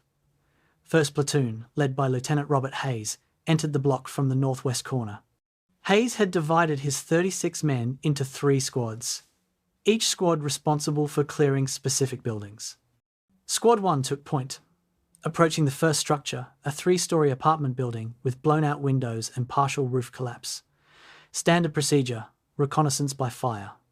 The squad peppered the building with rifle and BAR fire for 30 seconds, watching for return fire or movement. Nothing. They advanced to the building's entrance, a sergeant tossing a grenade through the doorway, waiting for the explosion, then leading his team inside. Room clearing. Kick door, or shoot hinges. Toss grenade. Enter immediately after explosion. Shoot anything moving. They found the ground floor empty except for furniture and debris. The stairwell to upper floors had partially collapsed. The squad leader radioed, "Building 1 clear," moving to Building 2. Building 2 was a row house, narrower but deeper than Building 1. The front door was barricaded from inside. Squad 2's corporal placed a satchel charge against the door, everyone taking cover, the explosion blowing the barricade apart. The squad entered fast, clearing the entry hall, pushing into rooms on either side. A German soldier appeared in a doorway, rifle rising. 3 Americans fired simultaneously. The German fell. They found 2 more German soldiers in the cellar, hands raised in surrender, no will to fight remaining. The prisoners were zip-tied and sent to the rear under guard. Squad 2 continued clearing the building, finding fighting positions that had been prepared but abandoned. Sandbags, ammunition caches, firing slits cut through walls. Intelligence: Germans had planned to defend here but withdrew, rather than being trapped. Building 2 cleared. Time elapsed. 37 minutes for 2 buildings, 58 to go. By noon, October 13th, 1st Platoon had cleared 9 buildings at a cost of 2 men killed and 5 wounded. Progress was slowing, defenders in depth of the block were fighting harder, resistance stiffening as Americans advanced. 2nd Platoon reported similar pace, 11 buildings cleared, 4 casualties. 3rd Platoon had been committed to support 1st Platoon after they encountered a strong German position in a fortified factory building. The factory was the block's central structure. 3 stories of brick and concrete converted into a miniature fortress. Machine guns fired from multiple windows, interlocking fields of fire, covering approaches from 3 directions. Hayes requested tank support. Sherman manoeuvred to position where it could fire on the factory, then pumped 6 75mm high explosive rounds through the ground floor wall, creating a massive breach. Infantry followed, throwing white phosphorus grenades through the breach, fire and smoke forcing defenders to upper floors. The factory was a maze rooms connected by corridors, stairwells blocked, positions prepared on multiple levels. Clearing it required 2 hours of room-by-room fighting. Ammunition expenditure revealed urban combat's resource intensity. In France, riflemen typically fired 20 to 30 rounds per day of combat. In Aachen, they fired 200 rounds or more. Every potential position required suppressive fire, every window needed to be shot at, every room got grenade and rifle fire before entry. Machine gunners burned through belts at rates that would have horrified supply officers. 1 bar gunner fired 430 rounds. During the factory assault, nearly his entire basic load, requiring immediate resupply. Grenade consumption was equally intense, average 40 grenades per squad per building cleared. Multiply this across 60 buildings and you understand why ammunition supply became a critical constraint. Bradford had supply parties running constantly, bringing forward ammunition from battalion stocks, distributing to platoons based on their consumption rates and expected further fighting. October 14th, 0300 hours, 33 hours after assault began. 1st Platoon occupied cleared buildings in the block's northern sector, establishing defensive positions, rotating soldiers through sleep shifts. Hayes had started with 36 men. He now had 28 effectives, 3 killed, 5 wounded, seriously enough for evacuation, 3 walking wounded who refused evacuation, plus Hayes himself with a bandaged arm from shrapnel he barely remembered receiving. His platoon had cleared 23 buildings. 2nd Platoon had cleared 19 buildings and 3rd Platoon another 12, total 54 of 60 buildings. 6 buildings remained, all in the block's southeast corner, all apparently strongly defended.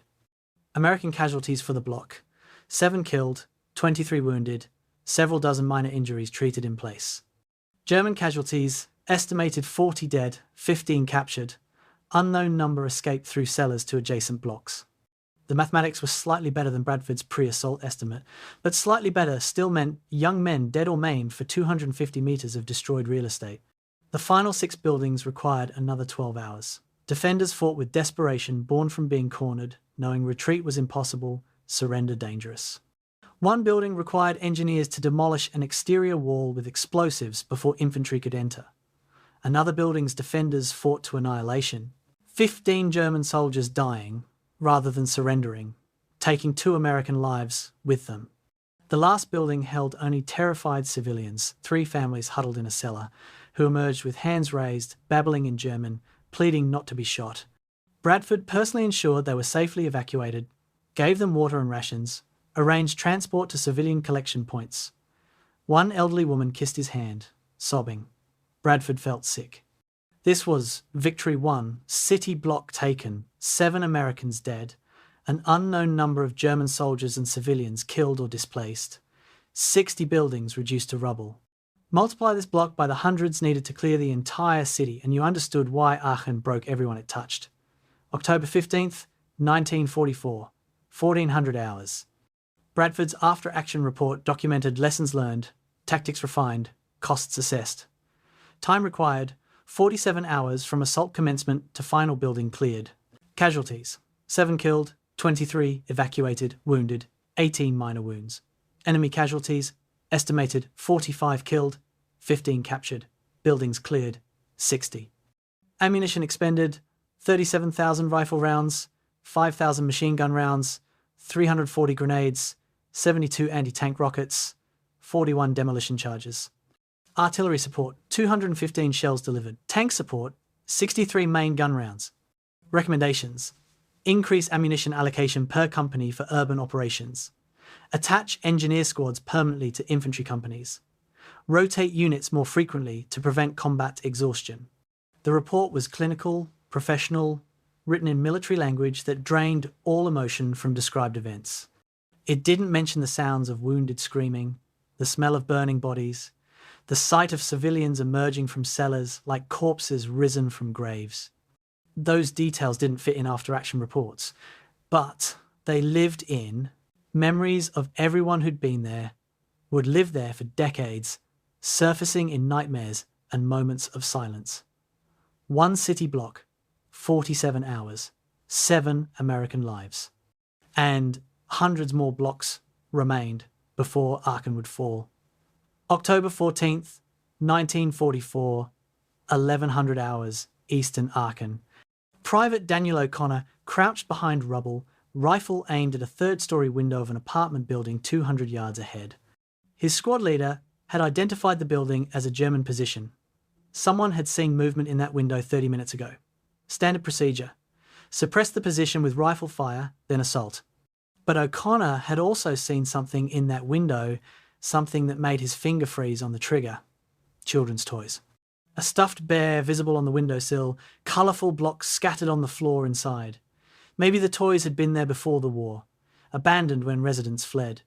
Or maybe the thought made his stomach clench, maybe. Children were in that building right now, huddled in terror, while soldiers fought around them. His squad leader noticed his hesitation. O'Connor, what the hell? Fire on that position? O'Connor's hands shook. Sarge, I think there might be German machine gun fire erupted from that exact window, cutting off his words, bullets cracking past their position. The squad leader's voice turned hard. Suppressive fire now. That's an order. The moral calculation happened in seconds. O'Connor could refuse to fire, risk court-martial for disobeying orders in combat, possibly let his squad mates die because he wouldn't provide covering fire. Or he could fire on a building that might contain children, become someone who killed innocents, carry that weight forever. There was no good choice. Only terrible options measured against each other in moments of stress and fear. O'Connor fired. His bullets joined dozens of others, punching through the building's facade, shattering windows, hitting stone and wood and flesh indiscriminately. The German machine gun fell silent. Whether his bullets killed the German gunner or someone else, whether anyone innocent died in that fusillade, O'Connor would never know. But the uncertainty was its own torture. The possibility that he'd killed children haunted him more than the certainty would have. At least certainty provided closure. Uncertainty festered like an infected wound, poisoning every memory of that moment. October 15th, 1944, afternoon, an American aid station. Corporal James Mitchell helped carry a wounded German soldier into the medical tent, laying him on a blood-stained stretcher. The German was young, maybe 19, gut-shot and pale with shock, babbling in German that no one understood. Captain Goldman, the battalion surgeon, began assessing the wound, while Mitchell stood by to assist. Goldman's hands moved efficiently, but Mitchell saw the calculation in his eyes. This wound was bad, requiring surgery they couldn't perform at battalion level, evacuation to field hospital necessary for any survival chance, but evacuation spots were limited, already full of wounded Americans. The unspoken triage question hung in the air. Do we use precious resources to save an enemy soldier? Goldman caught Mitchell's eye, seeing his own conflict reflected there. Then Goldman began preparing the German for evacuation. Get him stabilized, Goldman told Mitchell. He goes with the next ambulance. Mitchell nodded, feeling relief and guilt simultaneously. Relief that his commander had chosen mercy. Guilt that he doubted whether mercy was justified. The scene repeated an hour later with a twist that made Mitchell's relief curdle into something darker. Another wounded German arrived, this one also gut-shot, but with better vitals, better survival chances. An American soldier with shrapnel wounds to both legs lay nearby, painful but not life-threatening. The next ambulance had 2 evacuation spots. Goldman sent both German soldiers, keeping the wounded American at the aid station for later evacuation. The American soldier protested weakly. "Doc, why are you sending them when I'm hurt?" Goldman's expression was carefully neutral. "They'll die without immediate surgery. You'll survive until the next transport. That's how triage works." After the ambulance left, Mitchell approached Goldman. "Sir, the men are asking why we're prioritizing enemy wounded." Goldman looked exhausted. "We're not prioritizing. We're treating based on medical need, regardless of uniform. That's our duty. That's what separates us from them." Mitchell wanted to believe that, needed to believe that. But he'd seen the looks on American soldiers' faces, the resentment, the sense of betrayal, mercy, had costs beyond the medical. October 16th, 1944, evening. An American chaplain conducted field service in a damaged church. Father Thomas Murphy stood before 30 soldiers, Bible open, trying to find words that addressed what these men had experienced and would experience again tomorrow. "We fight a righteous war," he began, then paused. The words felt hollow. He tried again. "We fight against evil, against tyranny, against ear." He stopped seeing their faces. These weren't men questioning the war's righteousness. They were men who'd done things that tormented them, who'd killed enemies and possibly innocents, who'd watched friends die, who'd lost pieces of their humanity in rooms and streets that smelled of death. Righteous war rhetoric didn't address their pain. Murphy closed his Bible. "I don't have answers," he said quietly. "I don't know how to make sense of what we're doing, what we're becoming. I can only offer you this. God sees your burden. He understands that sometimes there are no good choices, only less terrible ones. What you carry, you don't carry alone." Several soldiers wept openly. Murphy felt his own eyes burning. This was his ministry now, not salvation rhetoric, but acknowledgement of suffering, bearing witness to men bearing unbearable things. Company Commander Captain Richard Hayes wrote a letter home on October 17th, then burned it before sending. The letter described what he couldn't put in official reports: the bodies of civilians mixed with soldiers in rubble, the sound of children crying in cellars, the choices made in seconds that would echo for lifetimes. "We're destroying the city to save it," he'd written. "We're killing people to liberate them. I don't know anymore if we're heroes or monsters. Maybe we're both. Maybe war makes everyone monsters and calls it necessary." Hayes watched the letter burn, understanding he could never send such words home. His family needed to believe he was fighting a clean war, defending freedom, coming home whole. They couldn't know that pieces of him were dying in Aachen's ruins, that the man who eventually returned wouldn't be the man who'd left. So he wrote a different letter, carefully cheerful, mentioning the weather and food and asking about his sister's new baby. The truth stayed buried, another casualty of urban warfare. Intelligence officer Lieutenant David Klein interrogated a captured German soldier on October 18th, a teenager named Hans who couldn't be older than 17. Hans had been conscripted 3 months ago. given minimal training, sent to Aachen's defense. He'd fired his rifle exactly once before, surrendering, shot blindly at movement, had no idea if he hit anything, then hid in a cellar until Americans found him. Now he sat across from Klein, terrified, expecting execution. "How old are you?" Klein asked in German. 17, sir." Klein felt sick. "Do you have family?" "Mother and 2 sisters in Munich, sir. Father died in Russia." Klein recorded the information mechanically, already knowing this boy would go to prisoner camp, probably survive the war, probably carry trauma from these days for the rest of his life. Klein thought about his own nephew, 16 years old, back in Brooklyn. Similar age, radically different circumstances, one playing baseball after school, one sitting in a cellar waiting to die because Nazi fanaticism demanded it. What do you do with that? How do you reconcile that this terrified child is technically your enemy? That if circumstances were slightly different, he might have killed you or your friends? Klein processed the paperwork, sending Hans to prisoner collection point, then stepped outside and vomited. October 19th, 1944, morning briefing. Major General Clarence Hubner, commanding the 1st Infantry Division, addressed his battalion commanders about civilian casualties. Reports had reached division headquarters about increasing civilian deaths, about bodies found in cellars of cleared buildings, about refugees shot trying to cross battle lines. Hubner was blunt. "Gentlemen, we're here to destroy German military capability, not slaughter civilians. I understand combat conditions make discrimination difficult. I understand split-second decisions under fire. But we're Americans. We're better than the enemy. Every civilian death is a propaganda victory for Goebbels and a stain on our honor. Make it clear to your men. Civilians are to be protected when possible, treated humanely, always, and never, never deliberately harmed." The commanders nodded, but several exchanged skeptical glances. Hubner's orders were morally correct and practically impossible. How do you distinguish civilian from soldier when both hide in cellars? How do you protect civilians without exposing your own men to additional risk? How do you bomb a city into submission while preserving the people inside it? These were questions with no good answers, only desperate compromises between competing moral demands. The psychological toll of moral ambiguity showed in different ways.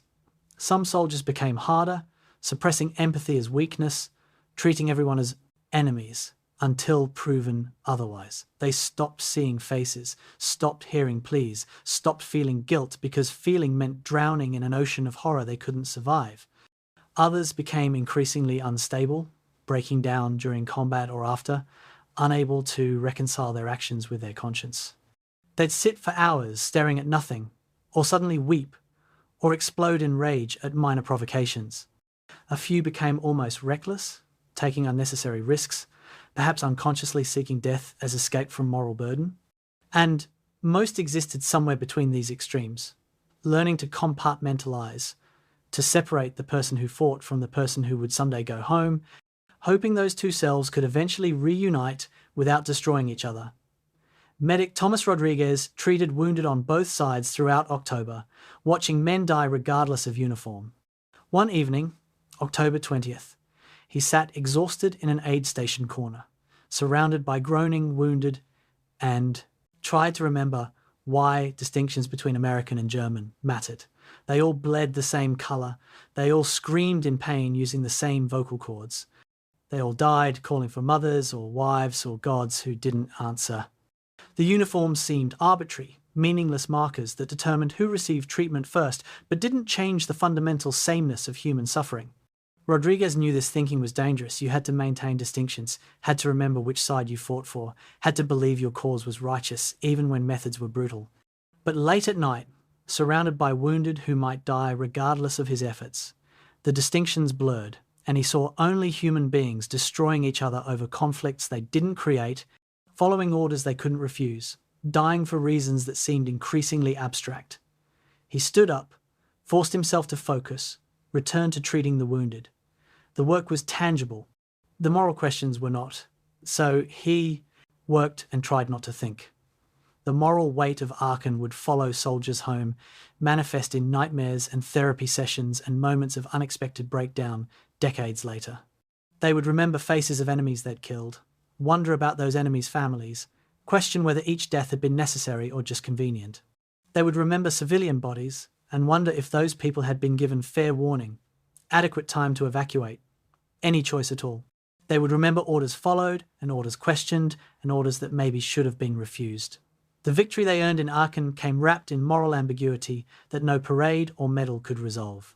They'd done what war demanded, killed enemies, destroyed positions, accomplished missions, but they'd also done what humanity condemned, killed innocents, destroyed homes, created suffering that rippled outward through families and communities. Holding both truths simultaneously was the burden veterans carried, the weight that made victory heavy instead of triumphant. The knowledge that sometimes winning requires becoming something you'd never wanted to be. October 16th, 1944, 2200 hours, Colonel Gerhard Wilkes command bunker beneath Farwick Park. Wilkes sat alone at a steel desk, studying casualty reports by lamplight that flickered with each distant explosion. The numbers told a story his staff couldn't articulate and his superiors wouldn't acknowledge. His garrison was dying. Started with 5,000 soldiers, now down to approximately 2,800 effective combatants. Ammunition stocks at 30% capacity. Food for perhaps 6 more days. Water contaminated in most sectors. Medical supplies exhausted 3 days ago.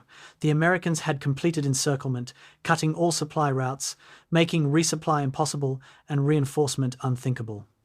Elementary military mathematics concluded this defence was finished. The only question was whether Wilk would acknowledge reality and save his remaining men, or follow Hitler's orders and watch them die for a symbol.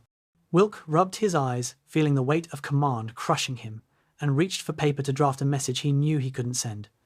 The message began, "Request permission for tactical withdrawal of garrison to secondary defensive positions east of city. Current positions untenable. Further resistance will result in total destruction of forces without corresponding military benefit." Wilk wrote 3 paragraphs carefully, arguing that preserving combat capability served Germany's interests better than sacrificing these troops for Aachen's rubble. He detailed casualty rates, supply status, enemy strength, tactical realities. The argument was sound, professional, exactly what his training and experience dictated. He read it twice, then slowly crumpled the paper. Even asking for withdrawal was treason under Hitler's fortress doctrine. Köchling would be required to report such defeatism to higher headquarters. SS investigators would arrive. Wilk would face court-martial and execution, his family dishonoured, his name erased from German military honour rolls, and the garrison would still be ordered to die in place. So Wilk burned the unsent message and drafted another. Garrison continues determined resistance. Morale remains high despite pressure. Confident of holding assigned positions. Heil Hitler. The lies tasted like ash, but survival sometimes required lying to superiors, to subordinates, to yourself. October 18th, 1944, morning. Wilk met with his senior officers in the command bunker, 4 regimental commanders, his chief of staff, his operations officer. Maps covered the table showing American penetrations.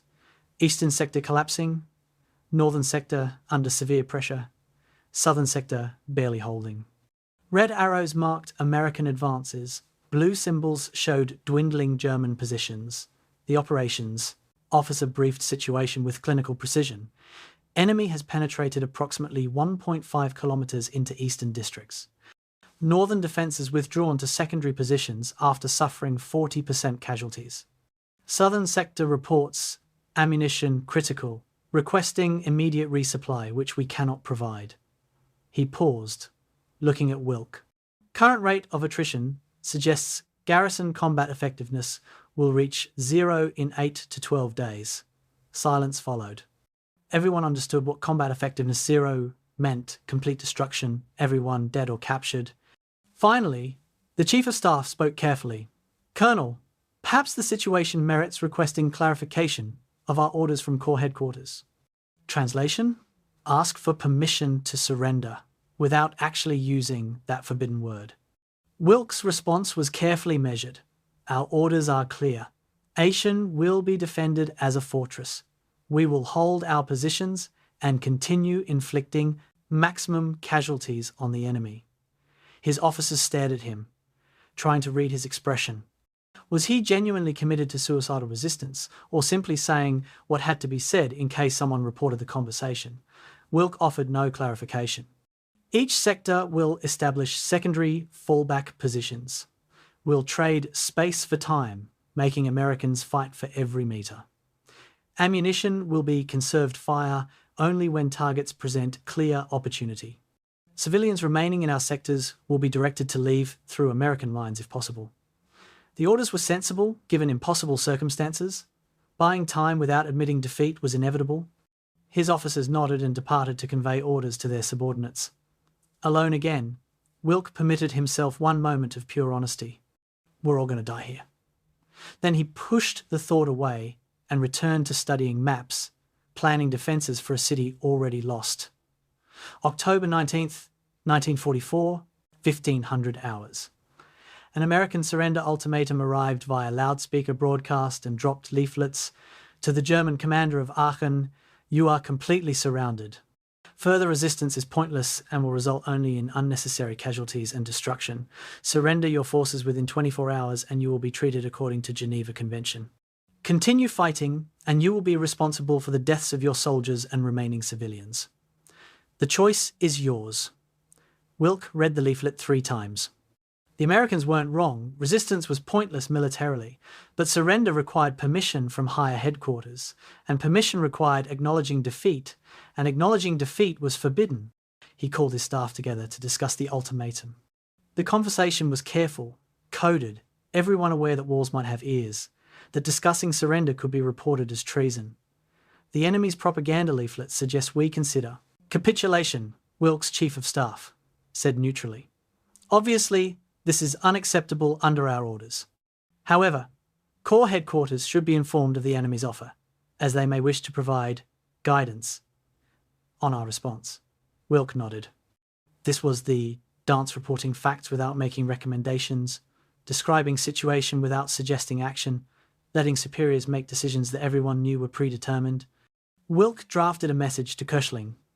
Americans have issued surrender ultimatum, request guidance on appropriate response. Garrison remains committed to defending assigned positions per standing orders. The response came within 90 minutes, faster than usual, suggesting higher headquarters had anticipated this moment. Surrender ultimatum rejected. No capitulation under any circumstances. Fortress will be held. Any commander discussing surrender will be court-martialed. Heil Hitler. Wilk read the message to his assembled staff without expression. Gentlemen, we have our answer. Return to your units and continue the defence. October 20th, 1944, evening. Wilk conducted his nightly tour of defensive positions, partly to assess situation, partly to show soldiers their commander shared their danger. He moved through cellars and tunnels, visiting machine gun positions and observation posts, speaking briefly with soldiers who looked like ghosts, hollow-eyed, filthy, exhausted beyond exhaustion. At one position, he found 3 teenage Volkssturm soldiers, the oldest perhaps 17. They snapped to attention when Wilk appeared, trying to project military bearing despite trembling hands. "How long have you been soldiers?" Wilk asked gently. 6 weeks, Herr Oberst, one boy replied. 6 weeks. Against Americans who'd been fighting for years. Wilk felt rage, not at Americans or even at the situation, but at the system that conscripted children and called it military necessity, at the ideology that demanded this sacrifice at himself for participating in it. But rage changed nothing. Keep low. Fire only when you have clear targets. Conserve ammunition. He left them with those inadequate words, knowing they'd probably be dead within days. Wilk's personal dilemma crystallized that night as he sat in his bunker, unable to sleep. He was a professional soldier, trained to follow orders, conditioned to obey superior officers. But he was also a human being with conscience and judgment. His orders were clear. Defend Aachen to total destruction, no surrender permitted. His conscience was equally clear. These orders were wrong, militarily pointless, morally bankrupt, serving only Hitler's obsession with symbolic resistance. Which obligation trumped the other? If he obeyed orders, 2,800 soldiers would die needlessly. If he disobeyed and surrendered, he'd be executed and his family would face reprisals, but his men would survive. The utilitarian calculation favoured disobedience. The military honor code demanded obedience, and underneath both calculations lurked a darker truth. Wilk was afraid. Afraid of execution, yes, but more afraid of being branded coward, of having his name attached to first major German city to fall, of being remembered as the colonel who surrendered when Hitler forbade it. Pride and fear warred with conscience and reason, and Wilk found no resolution, only exhaustion. October 21st, 1944, 0900 hours. The final American assault began with overwhelming artillery fire. Wilk stood in his bunker doorway, watching the barrage, knowing this was the end. His options had narrowed to nothing. He could die fighting, achieving nothing except maintaining the fiction of resistance, or he could surrender without permission, saving lives but guaranteeing his own execution if Germany somehow survived the war. There was no good choice, only terrible options measured against each other. When the barrage lifted and American infantry attacked, Wilk's forces fought because they were soldiers and soldiers fought, but the outcome was never in doubt. By afternoon, eastern sectors had collapsed completely. By evening, Americans were approaching his command bunker. Wilk gathered his remaining staff. "Gentlemen, the defense of Aachen has ended. We will surrender to avoid further pointless casualties." His operations officer protested, "Colonel Hitler's orders." Wilk cut him off. "Hitler's orders have killed enough of our men. I will not sacrifice more for his delusions. Prepare white flags. He would face consequences later. For now, he would save whoever could still be saved." The surrender itself was almost anticlimactic. Wilk emerged from his bunker at 1945 hours, wearing dress uniform he'd somehow kept clean through the siege, accompanied by his staff bearing white flags. American soldiers surrounded them, weapons ready, suspicious of tricks. An American officer, Lieutenant Colonel John Corley, accepted Wilk's surrender, treating him with formal military courtesy despite obvious exhaustion and relief. "Order your remaining forces to cease fire and assemble for surrender," Corley instructed through an interpreter. Wilk did so, sending runners to scattered positions with surrender orders. Some units complied immediately, relieved the nightmare was ending.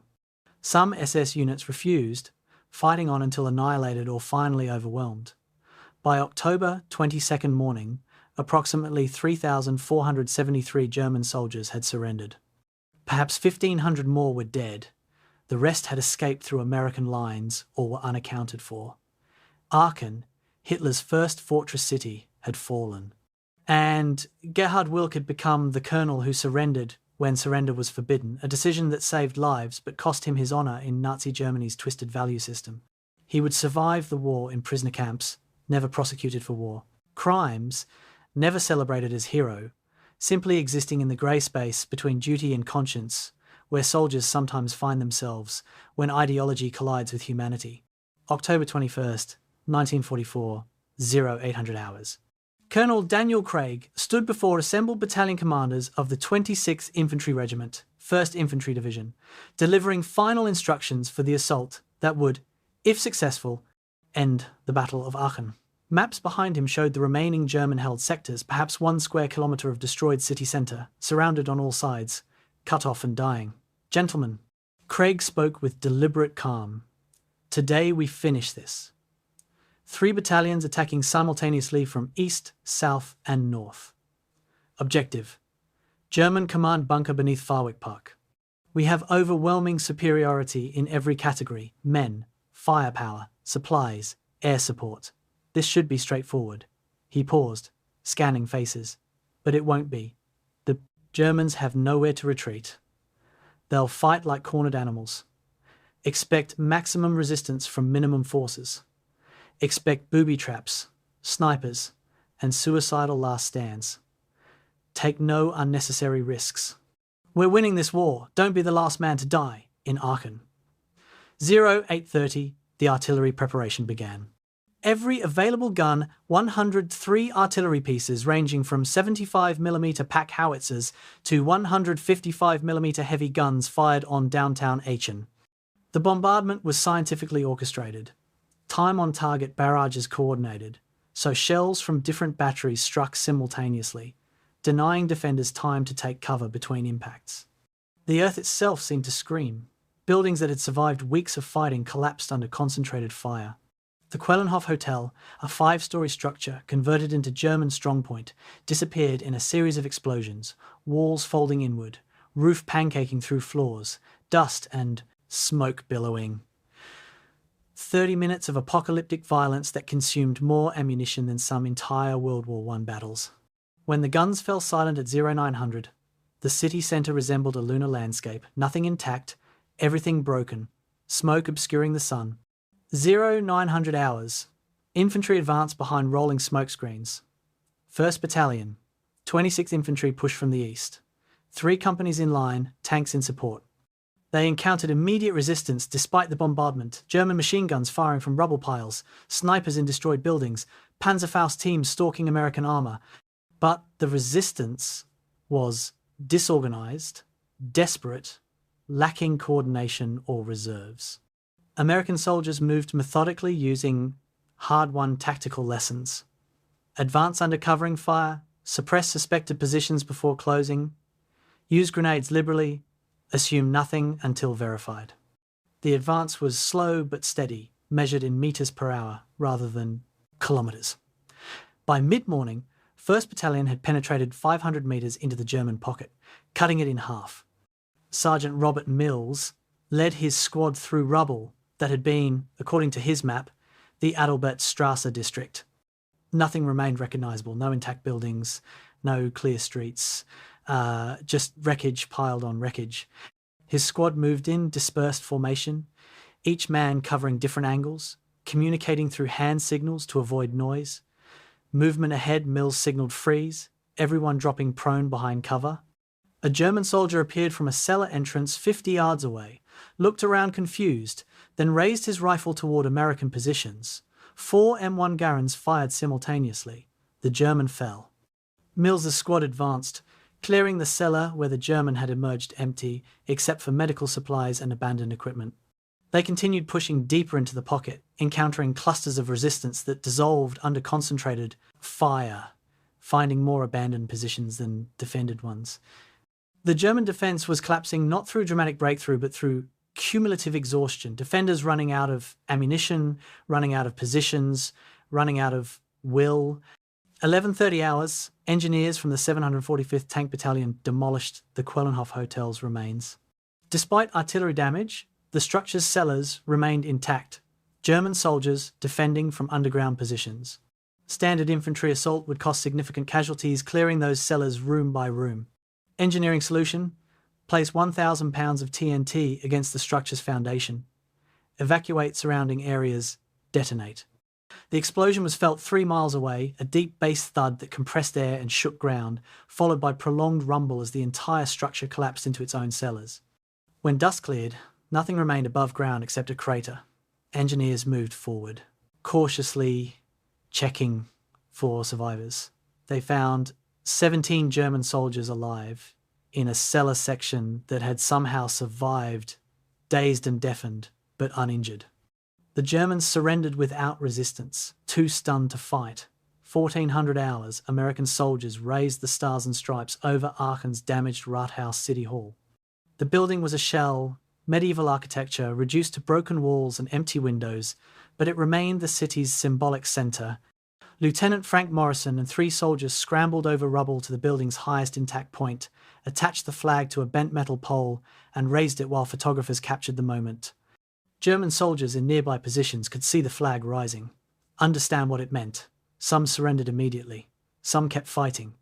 A few turned their weapons on themselves rather than face capture.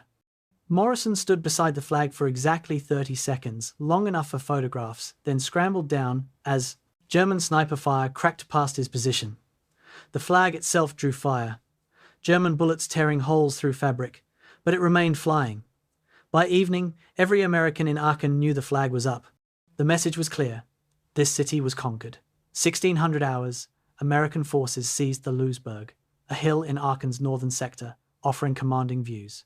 The hill had been German observation post throughout the battle, directing artillery fire, coordinating defensive movements. Losing it blinded the German defence. Captain William Hayes led the assault, 2 platoons advancing up the slope under covering fire from tanks and machine guns. Resistance was fierce initially, Germans recognizing the position's importance, but collapsed quickly once Americans gained the hilltop.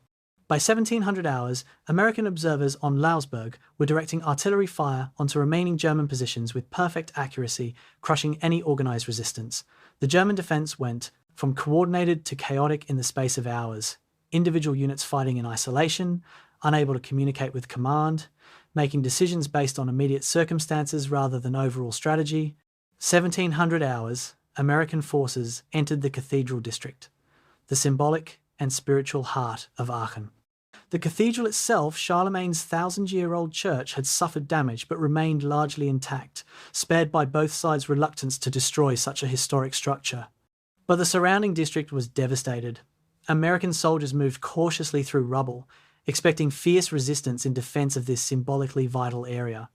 Instead, they found mostly abandoned positions. German soldiers had fled or died elsewhere. The cathedral's interior became a temporary aid station, wounded from both sides treated under vaulted ceilings that had witnessed centuries of coronations, prayers, and history. Medics worked by candlelight, their medical instruments seeming medieval against the ancient stonework. Outside, fighting continued in nearby streets, but the cathedral existed in a bubble of relative peace, sacred space, respected even in war's midst. 1800 hours, organised German resistance effectively ended. Isolated pockets continued fighting, SS units refusing surrender, scattered soldiers unaware the defence had collapsed, a few fanatics determined to die rather than quit, but coordinated defence no longer existed. American soldiers encountered more surrendering Germans than fighting ones, processing hundreds of prisoners who emerged from cellars with hands raised, relieved to be finished. Prisoner collection points overflowed. German soldiers sat in rubble, under guard, many weeping, some staring blankly, all exhibiting signs of complete physical and psychological exhaustion. American soldiers were little better. They'd won, but felt no triumph, only exhaustion and relief that this particular nightmare was ending. October 21st was the costliest single day of the entire battle. Despite overwhelming advantages, despite coordination and firepower, the final assault cost 89 Americans killed and 267 wounded. German casualties were impossible to calculate, precisely at least 200 killed during the day's fighting, hundreds more wounded, the remainder surrendering. The mathematics proved again what every urban battle teaches. Attackers suffer even when victory is certain because determined defenders in fortified positions extract blood price regardless of eventual outcome. The final storm had broken German resistance, but storms damage everything they touch, victors and vanquished alike. By nightfall, October 21st, American soldiers occupied most of Aachen Centre. German resistance reduced to isolated holdouts, and everyone understood the battle was essentially over. Only the formal surrender remained, the bureaucratic ending to what had been 40 days of industrial-scale violence that destroyed a city, killed thousands, and proved that urban warfare remains modern combat's most costly, complex, and morally ambiguous form. The storm had passed. Only rubble and exhausted survivors remained to witness what victory looked like when it came wrapped in destruction. The map in Hitler's Rastenburg headquarters showed dozens of cities circled in red ink: Aachen, Metz, Brest, Budapest, Königsberg, and eventually Berlin itself. Each circle represented a Festung, a fortress city to be defended to the last man under Hitler's doctrine of fanatical resistance. The Führer's logic was simple to the point of delusion. Every city held delayed Allied advances, inflicted casualties, demonstrated German will. Retreating preserved combat power but looked weak. Fighting to annihilation looked strong even if it squandered irreplaceable soldiers. This was ideology masquerading as strategy, Hitler's personal psychology elevated to military doctrine. The results were catastrophic. Aachen would be the first test of fortress doctrine on German soil, and its failure would be repeated again and again across dozens of cities as Nazi Germany collapsed. Military professionals understood the doctrine was suicidal. Hitler didn't care. Symbolism trumped strategy. Appearance mattered more than reality. And tens of thousands of German soldiers would die, proving what competent officers already knew. The fortress doctrine was military insanity. The numbers told the story that ideology denied. Aachen's garrison, Approximately 5,000 soldiers at the battle's start. Casualties. Roughly 5,000 killed, wounded, or captured, a 100% loss rate. Time delay imposed on American advance, 40 days. Strategic value gained, non-Americans simply went around the city and continued advancing elsewhere while reducing Aachen. Alternative strategy comparison. If those 5,000 soldiers had been deployed in mobile defense, trading space for time, conducting fighting withdrawals to prepared positions, they could have delayed American advance for comparable time while preserving 50 to 70% of their combat power. That preserved combat power could then be redeployed to other threatened sectors. The fortress doctrine's only advantage was psychological. It looked determined, but that psychological advantage was purchased at catastrophic material cost. Germany was losing the war through attrition. Hitler's response was to accelerate that attrition through policies that guaranteed maximum German casualties for minimum Allied delay. Stalingrad should have taught this lesson.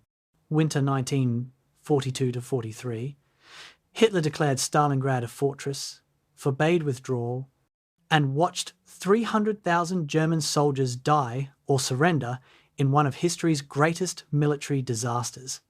The lesson was clear. Encircled forces with no supply, no reinforcement, and no retreat route will be destroyed regardless of their courage or determination. Yet Hitler learned the opposite lesson. Stalingrad fell because soldiers lacked sufficient fanaticism, because commanders were traitors, because the defense simply needed to be more determined. So he doubled down on fortress doctrine, applying it more widely, enforcing it more strictly, punishing any suggestion of withdrawal more severely. This was madness, repeating failed tactics and expecting different results, but madness that shaped German strategy for the war's final 2 years. Every fortress city became miniature Stalingrad, and German military effectiveness bled away in pointless last stands that achieved nothing beyond temporary propaganda victories. Military analysts comparing fortress doctrine to alternative strategies found the doctrine catastrophically ineffective by every metric. Casualty exchange ratio. Fortress defences produced roughly 1-to-1 casualty rates, 1 German loss per American loss compared to 3-to-1 or better in mobile defence, where Germans could use terrain and manoeuvre. Time delay per soldier committed. Fortress defence averaged approximately 8 hours of delay per soldier, while mobile defence produced 12 to 18 hours delay per soldier. Resource efficiency.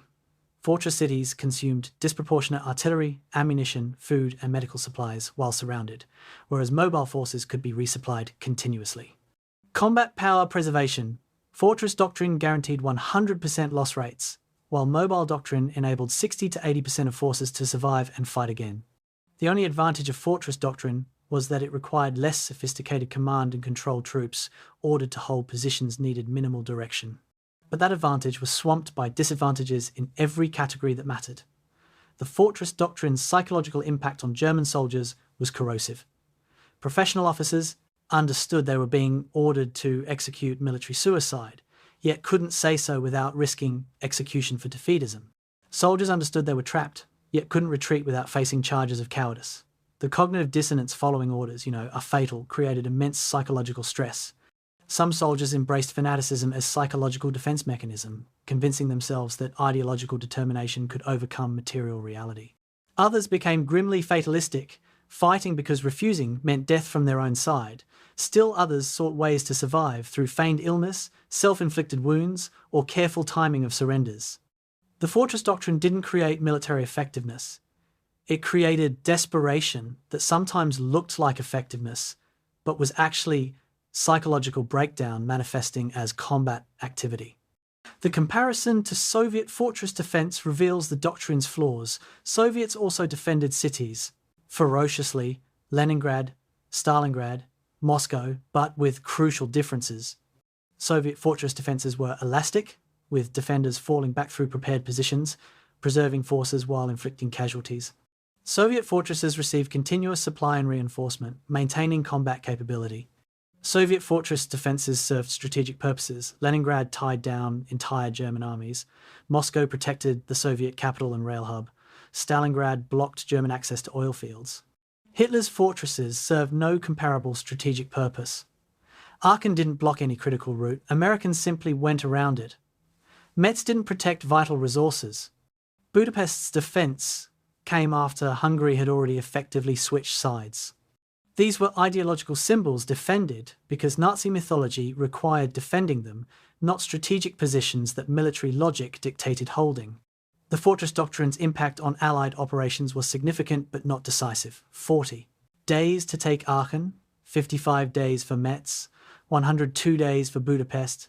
These delays were real and costly, but the delays didn't prevent Allied victory, merely postponed it.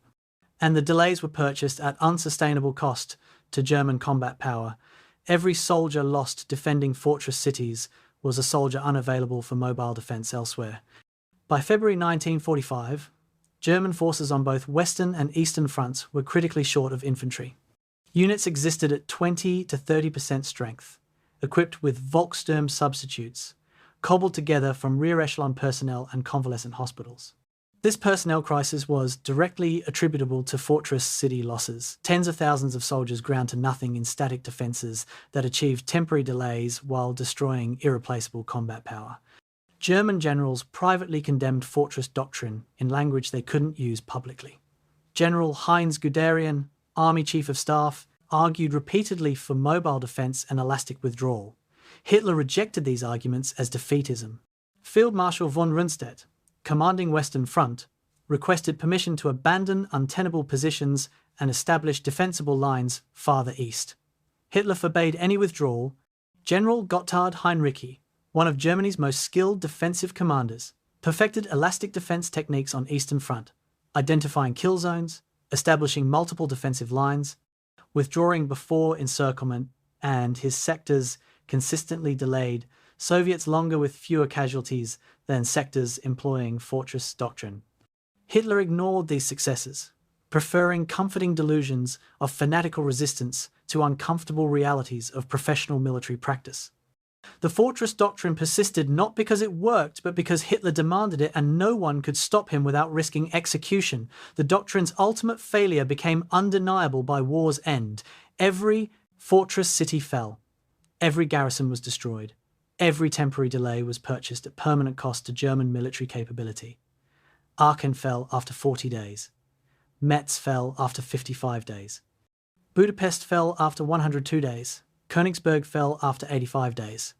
Berlin fell after 16 days of house-to-house fighting that killed tens of thousands for no purpose except delaying inevitable surrender.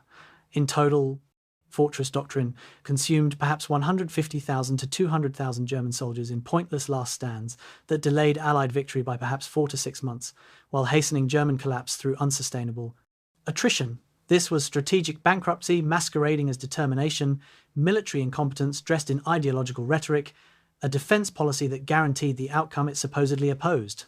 The lesson Aachen taught was clear to everyone except those who needed to learn it.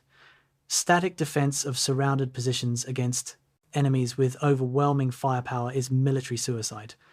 The fortress doctrine's only success was psychological. It allowed Hitler to maintain illusions of resistance while Germany died. It gave Nazi propaganda temporary material for heroic sacrifice stories. It enabled Hitler to blame defeatist generals for defeats, rather than acknowledging his own catastrophic strategic decisions. But it destroyed German military capability, killed hundreds of thousands of soldiers needlessly, and accelerated Germany's defeat. Aachen was the test case, the first fortress city on German soil, the proof that Hitler's doctrine was wrong. That lesson would be repeated in city after city across the closing months of the war. Same doctrine, same result, same waste of lives, for same lack of strategic benefit.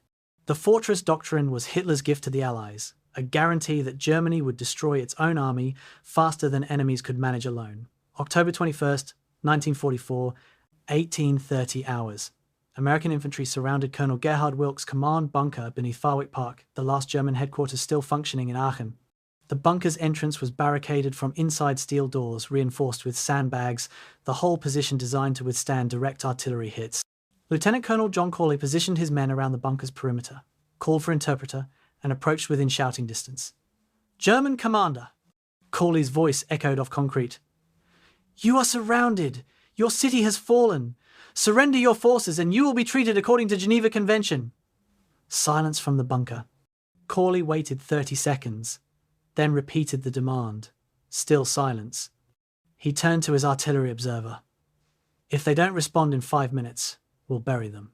The observer nodded, already calculating coordinates. 3 minutes passed. Then the bunker's steel door opened 6 inches and a white cloth emerged, waving, slowly. Corley relaxed slightly. "Hold fire! They're coming out!" Inside the bunker, Wilk made final preparations for surrender.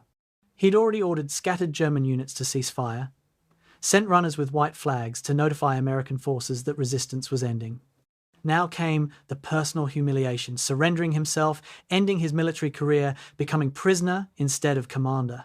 He straightened his uniform, checked his appearance in a cracked mirror. 51 years old, career soldier, veteran of multiple campaigns, now the colonel who surrendered Charlemagne's city. History would judge him harshly, he knew. Nazi propaganda would brand him traitor. His family would suffer social stigma. He'd likely face court-martial if Germany somehow survived the war. But his remaining soldiers would live. That calculation, 2,800 lives against his own honour, made the choice obvious, even if painful. Wilk turned to his staff. "Gentlemen, prepare to surrender. Destroy all documents. Gather personal effects." We're finished here. 1900 hours, the bunker door opened fully and Wilk emerged into evening light, blinking after hours underground. He wore dress uniform, somehow kept clean through the siege, medals on his chest, expression carefully neutral. Behind him came his staff, 11 officers, various ranks and branches, all showing signs of exhaustion and defeat. They stood in line before the bunker entrance, hands visible, making no threatening movements. American soldiers surrounded them, weapons ready but not aimed. Corley approached, studying Wilk with professional interest. Here was the man who'd held Aachen for 40 days, commanded a defence that cost American forces 750 casualties, turned a simple city capture into grinding attrition battle. Corley felt no hatred, only tired respect. They were both soldiers. Circumstances had made them enemies. Circumstances were now making them captor and prisoner. "I am Colonel Gerhard Wilk, Commandant of the Aachen garrison," Wilk said in heavily accented English. "I request terms of surrender," Corley gestured to his interpreter. "Tell him there are no terms. His forces will lay down arms immediately and surrender unconditionally. Officers will be separated and transported to prisoner collection points. Enlisted men will be searched and detained. All will be treated according to Geneva Convention." The interpreter translated. Wilk nodded slowly, expecting nothing else. "I accept. I request written guarantee that my soldiers will not be harmed after surrender." Corley considered. The request was reasonable. Agreed. "Provide immediate written orders to all your remaining units to cease fire and assemble for surrender. Once compliance begins, your men will be protected." Wilk began drafting orders immediately, using a clipboard provided by an American soldier, writing in German with careful precision. The surrender orders went to scattered German, positions via runners carrying white flags. Most units complied immediately, soldiers emerging from cellars and ruins with hands raised, relieved the nightmare was ending. A few SS units refused, declaring they'd fight to death rather than surrender. American forces bypassed those holdouts initially, focusing on processing the Germans who'd accepted surrender. By 2200 hours, approximately 2,300 German soldiers had assembled in designated collection areas, disarmed and under guard. Another 800 were accounted for in various states, wounded in aid stations, isolated units still receiving orders, dead bodies not yet recovered. Perhaps 300 to 400 remained unaccounted for, either escaped through American lines, hiding in ruins, intending to fight on, or dead in locations no one knew. October 22nd, 0600 hours, the final German holdouts were reduced. American forces used overwhelming firepower against SS, positions that refused, surrender tanks firing point blank, engineers demolishing buildings with explosives, infantry mopping up survivors. It was brutal, efficient, and quick. By 0900, all organised resistance had ceased. The last German soldier captured in Aachen was an SS Unterscharführer sergeant named Wilhelm Brandt, found alone in a cellar, wounded and delirious, still gripping an empty rifle. Medics treated his wounds. Despite his protests, he wanted to die fighting, not be captured. They sedated him, evacuated him to medical facility, where he survived and spent the next 3 years in prisoner camp. He was 19 years old. The prisoner count finalized over following days. 3,473 German soldiers surrendered or captured in Aachen. Approximately 5,000 had defended the city at battle's start. The missing 1,527 were killed, died of wounds, or escaped. Final casualty assessment for German forces: roughly 35% killed, 15% wounded and captured, 50% captured unwounded, with small percentage unaccounted. These were catastrophic losses by any standard, equivalent to complete destruction of the garrison. American casualties in comparison: approximately 500 killed, 2,500 wounded, 200 missing, total 3,200, or 64% of German losses, despite being attackers against prepared defences. The casualty exchange ratio, roughly 1.1 American casualties per German casualty, was far worse than standard military doctrine predicted for attackers, but far better than early estimates suggested. Urban combat had proven murderously egalitarian, killing defenders and attackers with comparable efficiency. Wilk was processed as prisoner with unusual courtesy. American intelligence officers wanted detailed information about German defensive tactics, garrison composition, command decisions. Wilk cooperated fully, providing technical information while carefully avoiding anything that might be considered intelligence value to enemies. He described defensive positions, unit organizations, tactical doctrines. He avoided discussing German forces outside Aachen, strategic planning, or classified information. His interrogators respected the distinction. One American officer asked directly, "Colonel, you're a professional soldier. Why did you hold so long when the situation was hopeless?" Wilk's answer was careful. "I followed my orders. My orders were to defend Aachen. I defended Aachen until my capacity to do so was destroyed." The American nodded. Both understood what Wilk couldn't say. He'd defended because refusing meant execution, because Hitler's doctrine demanded it, because Nazi system offered no alternative. The American made notes and moved to next question. Wilk survived the war in prisoner camps, never facing war crimes. Prosecution investigators found no evidence of atrocities under his command. He was repatriated to Germany in 1947, returned to find his country destroyed, his military career finished, his honour questioned by those who believed fortress commanders should have died rather than surrendered. He lived quietly until his death in 1972, rarely discussing the war, never justifying his decisions publicly. In private letters, he expressed no regrets about surrendering. Saving 2,800 lives justified any personal cost. His only regrets were accepting the Aachen command initially and not finding a way to surrender sooner before more soldiers died pointlessly. Whether history judged him hero or coward, competent commander or failed officer, he knew his own truth. He followed orders as long as possible, then chose conscience over ideology when the moment demanded decision. That calculus, duty versus humanity, defines the moral complexity soldiers face when serving unjust regimes. Wilk made his choice.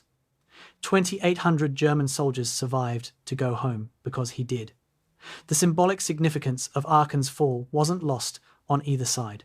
For Americans, this was the first major German city captured, proof that Germany itself could be conquered, that the war could be brought to German heartland. Propaganda value was immense. For Germans, Aachen's fall punctured Hitler's mythology of impregnable defence, suggested that perhaps fortress doctrine was wrong, raised questions about whether Germany could actually survive. Goebbels' propaganda machine tried to spin the loss. Heroic defence delayed Americans. Garrison inflicted heavy casualties. German were proven unbreakable, but the facts remained. Hitler had declared Aachen would not fall, and Aachen had fallen.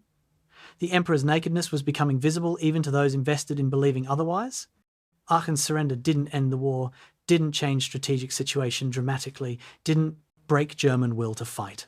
But it was the first crack in the fortress doctrine's facade, the first undeniable proof that Hitler's not one step back rhetoric couldn't overcome material reality. More cracks would follow in city after city across the war's final months, until the facade collapsed entirely in Berlin's rubble. Hitler dead by his own hand, fortress doctrine finally abandoned because no one remained to enforce it. October 22nd, 1944, morning. Captain David Goldman walked through Aachen's destroyed city centre, stepping carefully over rubble and debris, professionally documenting what he saw. As battalion surgeon, Goldman had treated over 800 casualties during the 40-day battle. Now he was witnessing the larger casualty, the city itself. Entire blocks reduced to rubble. Buildings that had stood for centuries collapsed into their own cellars. Streets unrecognisable, buried under tons of broken stone and twisted steel. Bodies still being recovered, sometimes in pieces, sometimes so mangled that identification was impossible, sometimes merely buried under rubble that would take days to clear. Goldman stopped at what had been a children's school, now just a foundation and scattered bricks.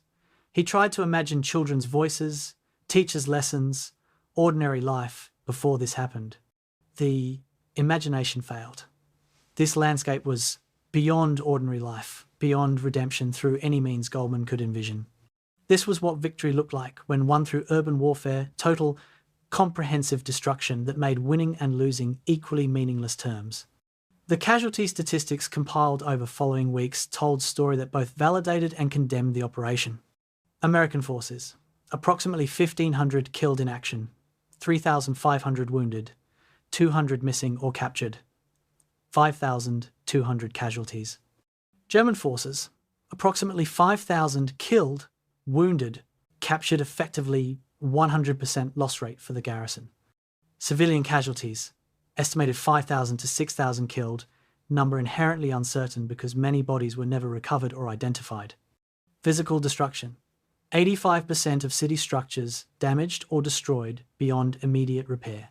Historical landmarks damaged, Rathaus, Elisenbrunnen, numerous churches, medieval city walls, countless residential and commercial buildings of architectural significance. Territory captured, 63 square kilometres. Time required, 40 days. These numbers, individually stark, became obscene when combined. 40 days to capture 63 square kilometres meant advancing less than 2 kilometres per day at cost of 130 casualties per day. This was warfare reduced to industrial attrition, humans processed through destruction machine, geography captured metre by metre through blood expenditure. October 23rd, 1944, afternoon. Civilians began emerging from cellars and ruins where they'd sheltered during the battle's final days. Lieutenant Sarah Mitchell, Civil Affairs Officer attached to 1st Infantry Division, supervised civilian processing at collection point outside the city. The civilians appeared like ghosts, filthy, hollow-eyed, many injured, all traumatized. An elderly woman approached Mitchell, speaking German. Mitchell barely understood. The interpreter translated, "She wants to know if she can return to her home." Mitchell consulted the map, identified the address. That neighbourhood no longer existed, completely destroyed, nothing standing. Mitchell struggled to find words. Tell her she can't return yet. We'll arrange temporary shelter." The woman began weeping silently. Mitchell felt helpless. What shelter? What future? This woman's entire life had been destroyed. Allied victory meant her personal apocalypse. How do you comfort someone experiencing that? The civilian casualty toll was particularly haunting because of its uncertainty. Official estimates ranged from 5,000 to 8,000 dead, but actual number was unknowable. Many bodies were buried in collapsed buildings, would remain buried indefinitely. Many civilians had fled during the battle, their fate unrecorded. Some had been killed by German forces for attempting to evacuate, their bodies left in streets. Others died in cellars from disease, starvation, or untreated wounds. Still others were killed in crossfire, unable to distinguish between sides or safety. The surviving civilians, approximately 15,000 out of original 20,000, who'd remained after the September evacuation order carried physical and psychological scars that would last lifetimes. Children who'd witnessed horrors no child should see. Adults who'd lost everything. Elderly people who'd survived 2 world wars only to see their city destroyed in the second. These people weren't combatants. They weren't military targets. They were simply unlucky enough to live in a historically significant city during a war that didn't distinguish between military and civilian spaces. Brigade Commander Colonel Daniel Craig wrote his after-action report with unusual candor, knowing his words would be scrutinized by historians. The reduction of Aachen cost this command 5,200 casualties over 40 days of continuous operations, he wrote. The enemy garrison was destroyed, the city captured, and the strategic objective achieved. However, the cost in blood, material, and time raises serious questions about the efficacy of urban warfare as operational method.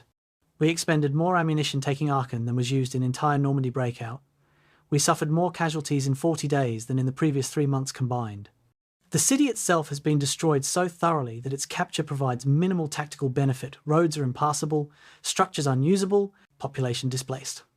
Recommendation: future operations should bypass defended cities when possible, reducing them through siege and isolation, rather than frontal assault. The urban warfare tactics developed during this operation should be preserved for when urban combat is unavoidable, but every effort should be made to avoid such combat when alternative approaches exist.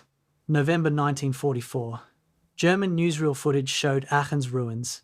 Carefully edited propaganda presenting the destruction as evidence of American barbarity. Goebbels' commentary accused Americans of deliberately destroying German cultural heritage, murdering civilians, conducting war of annihilation against German people. The propaganda was cynical. Nazis had ordered the defense that guaranteed the city's destruction, had trapped civilians as human shields, had refused all surrender opportunities, but it was also effective. Germans who viewed the footage saw their fears confirmed. The Allies would destroy Germany completely, if not stopped. The propaganda omitted German responsibility, Nazi fortress doctrine, Hitler's orders forbidding surrender. It presented only destroyed city and blamed Americans entirely. Some Germans believed this narrative uncritically. Others recognized the manipulation, but felt helpless. A few understood that Nazi policies had created the conditions for Aachen's destruction, but those few couldn't speak publicly without risking execution for defeatism.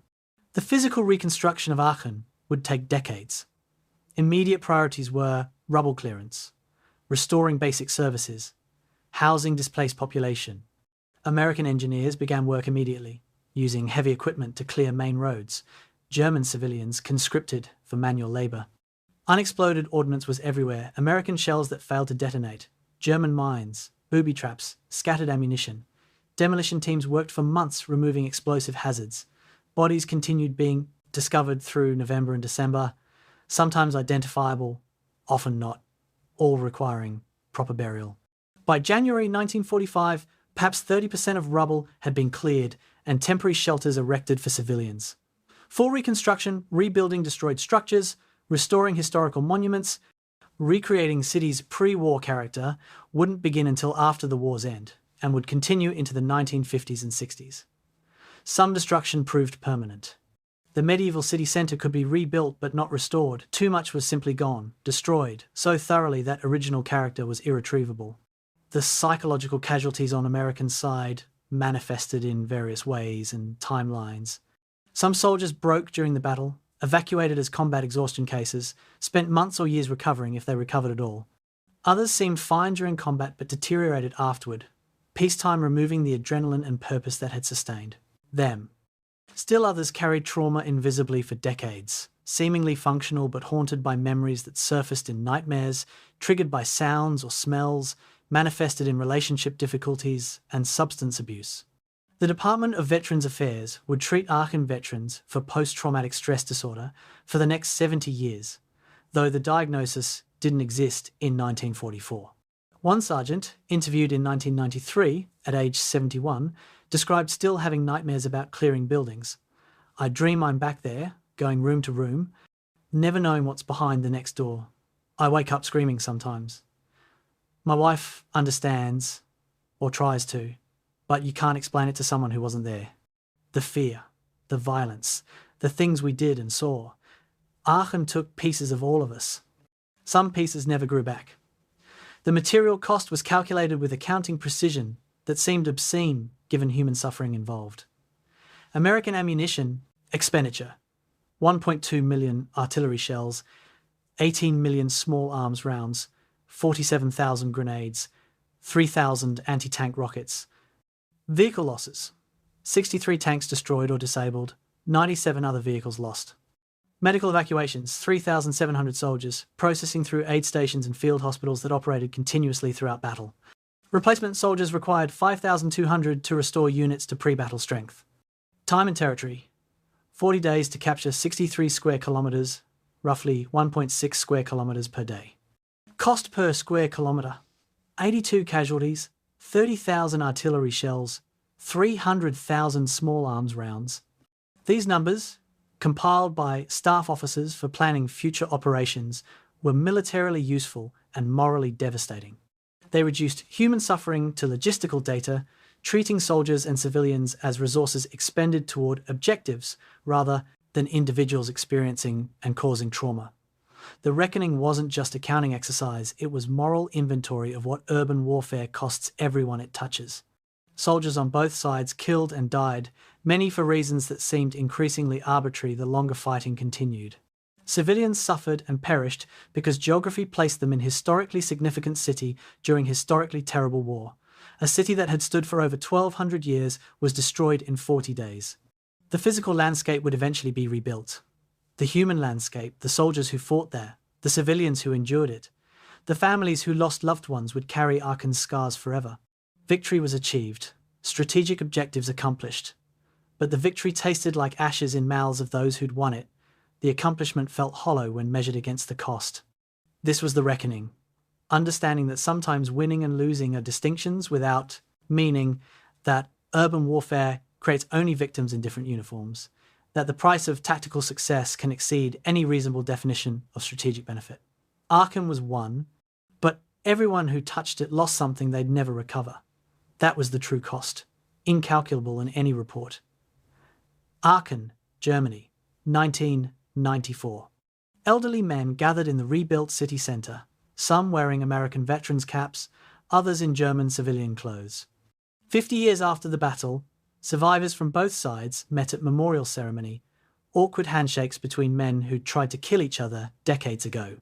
An American veteran, 72 years old, stood before a German civilian, 76, who'd survived the siege as teenager. They stared at each other for a long moment, then embraced briefly, uncomfortably. Neither spoke the other's language. Words weren't necessary. They shared something that transcended language, survival event that had tried to kill them both, understanding of trauma that only fellow survivors could comprehend. A German veteran approached American, showed him photograph of machine gun position he'd defended. The American examined it, then pulled out his own photograph showing the street where he'd fought. Same street, 50 years earlier, same rubble from different perspectives. They compared memories, trying to piece together which of them might have been shooting at the other, whether they'd ever actually seen each other through the smoke and chaos. The exercise was futile but necessary, trying to make sense of senseless violence, seeking meaning in randomness, connecting across the void war had created between them. The tactical lessons learned at Aachen entered United States Army doctrine and remained there 80 years later. Field Manual 306. Urban Operations draws extensively on Aachen experience. Combined arms coordination essential. Infantry tank teams required. Specialized training necessary. Civilians complicate everything. Ammunition consumption exceeds any peacetime estimate. Casualties will be high regardless of preparation. Military academies study Aachen alongside Stalingrad, Manila, Hue, Fallujah. Urban battles that prove certain principles transcend technology and time. Cities favour defenders by providing cover and concealment. Cities negate attacker advantages in mobility and firepower. Cities make distinguishing combatants from civilians nearly impossible. Cities consume attackers through attrition, even when attackers possess overwhelming superiority. These lessons were written in blood in Aachen 1944, rewritten in blood in subsequent urban battles, and will likely be written again in future conflicts because the fundamental problems of urban warfare resist technological solutions. The comparison to subsequent urban battles reveals disturbing patterns. Aachen 1944, 40 days, 5,000 American casualties, 85% destruction. Manila 1945, 37 days, estimated 1,000 American casualties, 16,000 Japanese casualties, 100,000 civilian casualties, complete destruction of Old City. Hue 1968, 26 days, 142 American killed, 516 wounded, 5,000 North Vietnamese casualties. Unknown, thousands of civilian casualties, 80% of city destroyed. Fallujah, 2004, 46 days, both offensives, combined. 95 American killed, 560 wounded, estimated 2,000 insurgent casualties, unknown civilian casualties, 60% of city damaged or destroyed. The pattern repeats across 80 years, attacker casualties in low thousands, defender casualties higher, civilian casualties often exceeding both. Physical destruction, catastrophic, time required, measured in weeks of grinding combat. Technology changes from M1 Garrins to M16 rifles to advanced drones, but fundamental mathematics of urban warfare remain depressingly consistent. The ethical questions Aachen raised remain unresolved and perhaps unresolvable. When does military necessity justify civilian casualties? How much destruction is acceptable to achieve strategic objectives? What responsibility do attackers bear for damage caused while liberating occupied territory? What responsibility do defenders bear for using civilians as shields? How do you distinguish between collateral damage and deliberate targeting? These questions don't have clear answers because they involve competing moral imperatives that cannot be fully reconciled. Military necessity sometimes conflicts with civilian protection. Strategic objectives sometimes require tactical methods that cause suffering. Liberation sometimes looks like destruction to those being liberated. Aachen exemplified these dilemmas in 1944. Modern urban conflicts from Grozny to Mosul to Mariupol continue, exemplifying them. The moral ambiguity is an exception. It's an inherent feature of urban warfare that no technological advance or doctrinal revision eliminates. Modern militaries study Aachen seeking tactical lessons, but often miss strategic lesson. Urban warfare's costs often exceed its benefits. The 40 days spent reducing Aachen could have been spent advancing elsewhere. The 5,000 American casualties weakened divisions needed for future operations. The ammunition consumed strained logistics. The psychological toll created long-term casualties that manifested years later. Strategically, Aachen could have been bypassed, isolated, starved into submission with fraction of the cost. But military culture, political pressure, and symbolic significance demanded capturing the city quickly and decisively. Similar pressures shape modern urban operations. Political leadership wants visible success. Public opinion demands action. Symbolic targets attract resources, regardless of strategic value. This is how Aachen happens again and again. Tactical necessity becomes strategic imperative because alternatives seem weak or slow, and costs are discovered only after commitment is irreversible. The civilian protection challenge Aachen presented remains unsolved. How do you conduct urban warfare without massive civilian casualties, when enemies use civilians as shields, when civilians can't or won't evacuate, when distinguishing combatants from non-combatants is impossible? Modern military doctrine mandates proportionality. Damage to civilians must not exceed military advantage gained. But proportionality calculations in urban combat are inherently subjective. Who decides when civilian casualties exceed military benefit? How do you make that calculation while under fire, in confusion, with incomplete information? Aachen's approximately 6,000 civilian deaths resulted from combination of German policies trapping civilians and American firepower, destroying defences. Both sides could claim they hadn't deliberately targeted civilians while both contributed to civilian death toll.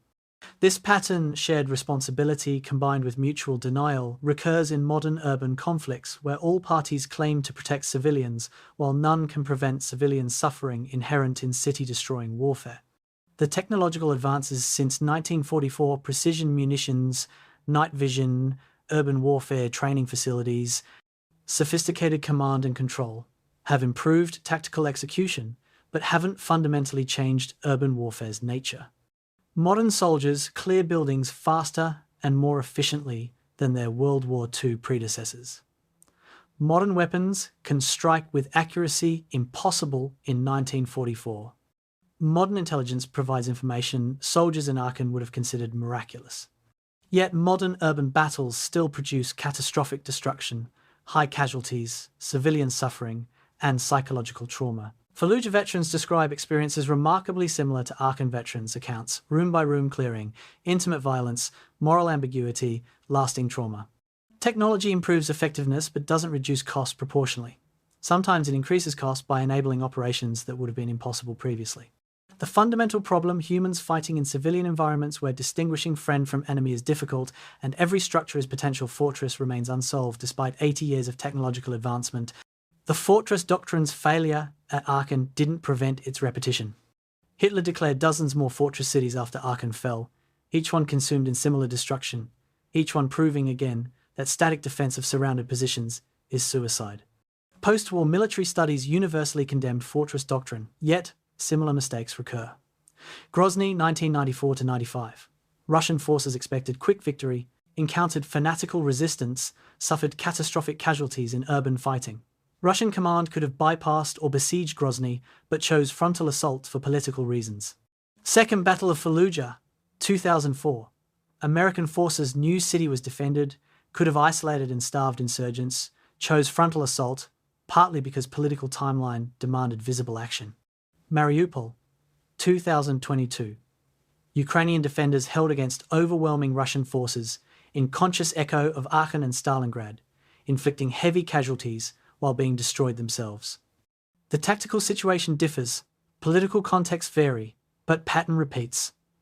Defenders in cities can inflict disproportionate casualties on attackers, making urban warfare costly even when outcome is certain, creating situations where both sides lose regardless of who controls rubble afterward.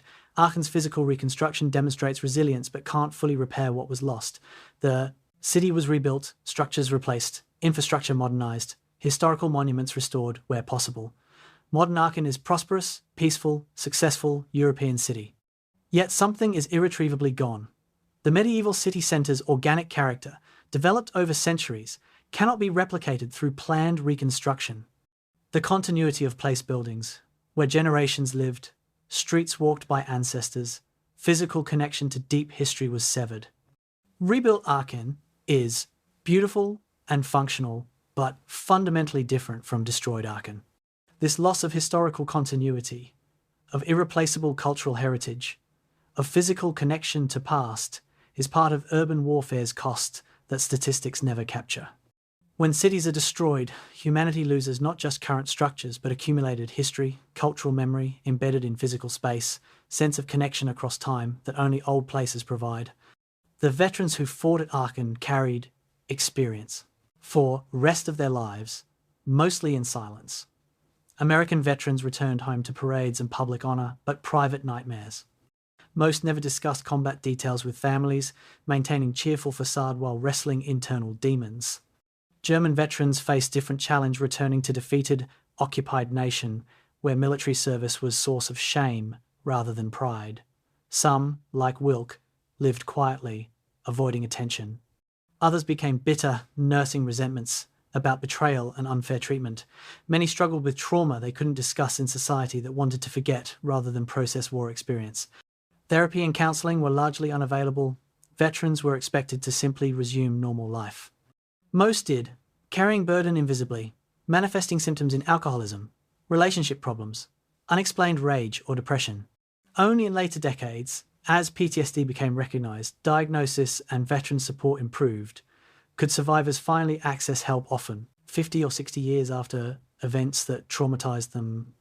The final lesson of Aachen is the most important and most ignored. Urban warfare should be avoided when any alternative exists because its costs exceed any reasonable definition of acceptable. Military forces train for urban combat because sometimes it's unavoidable, but training for contingency shouldn't become preference for method. Aachen could have been bypassed. The American advance could have continued around it, containing garrison, waiting for surrender, forced by isolation. This would have taken longer but cost fewer casualties, preserved the city, avoided civilian deaths. Similar alternatives existed in Manila, Hue, Grozny, Fallujah.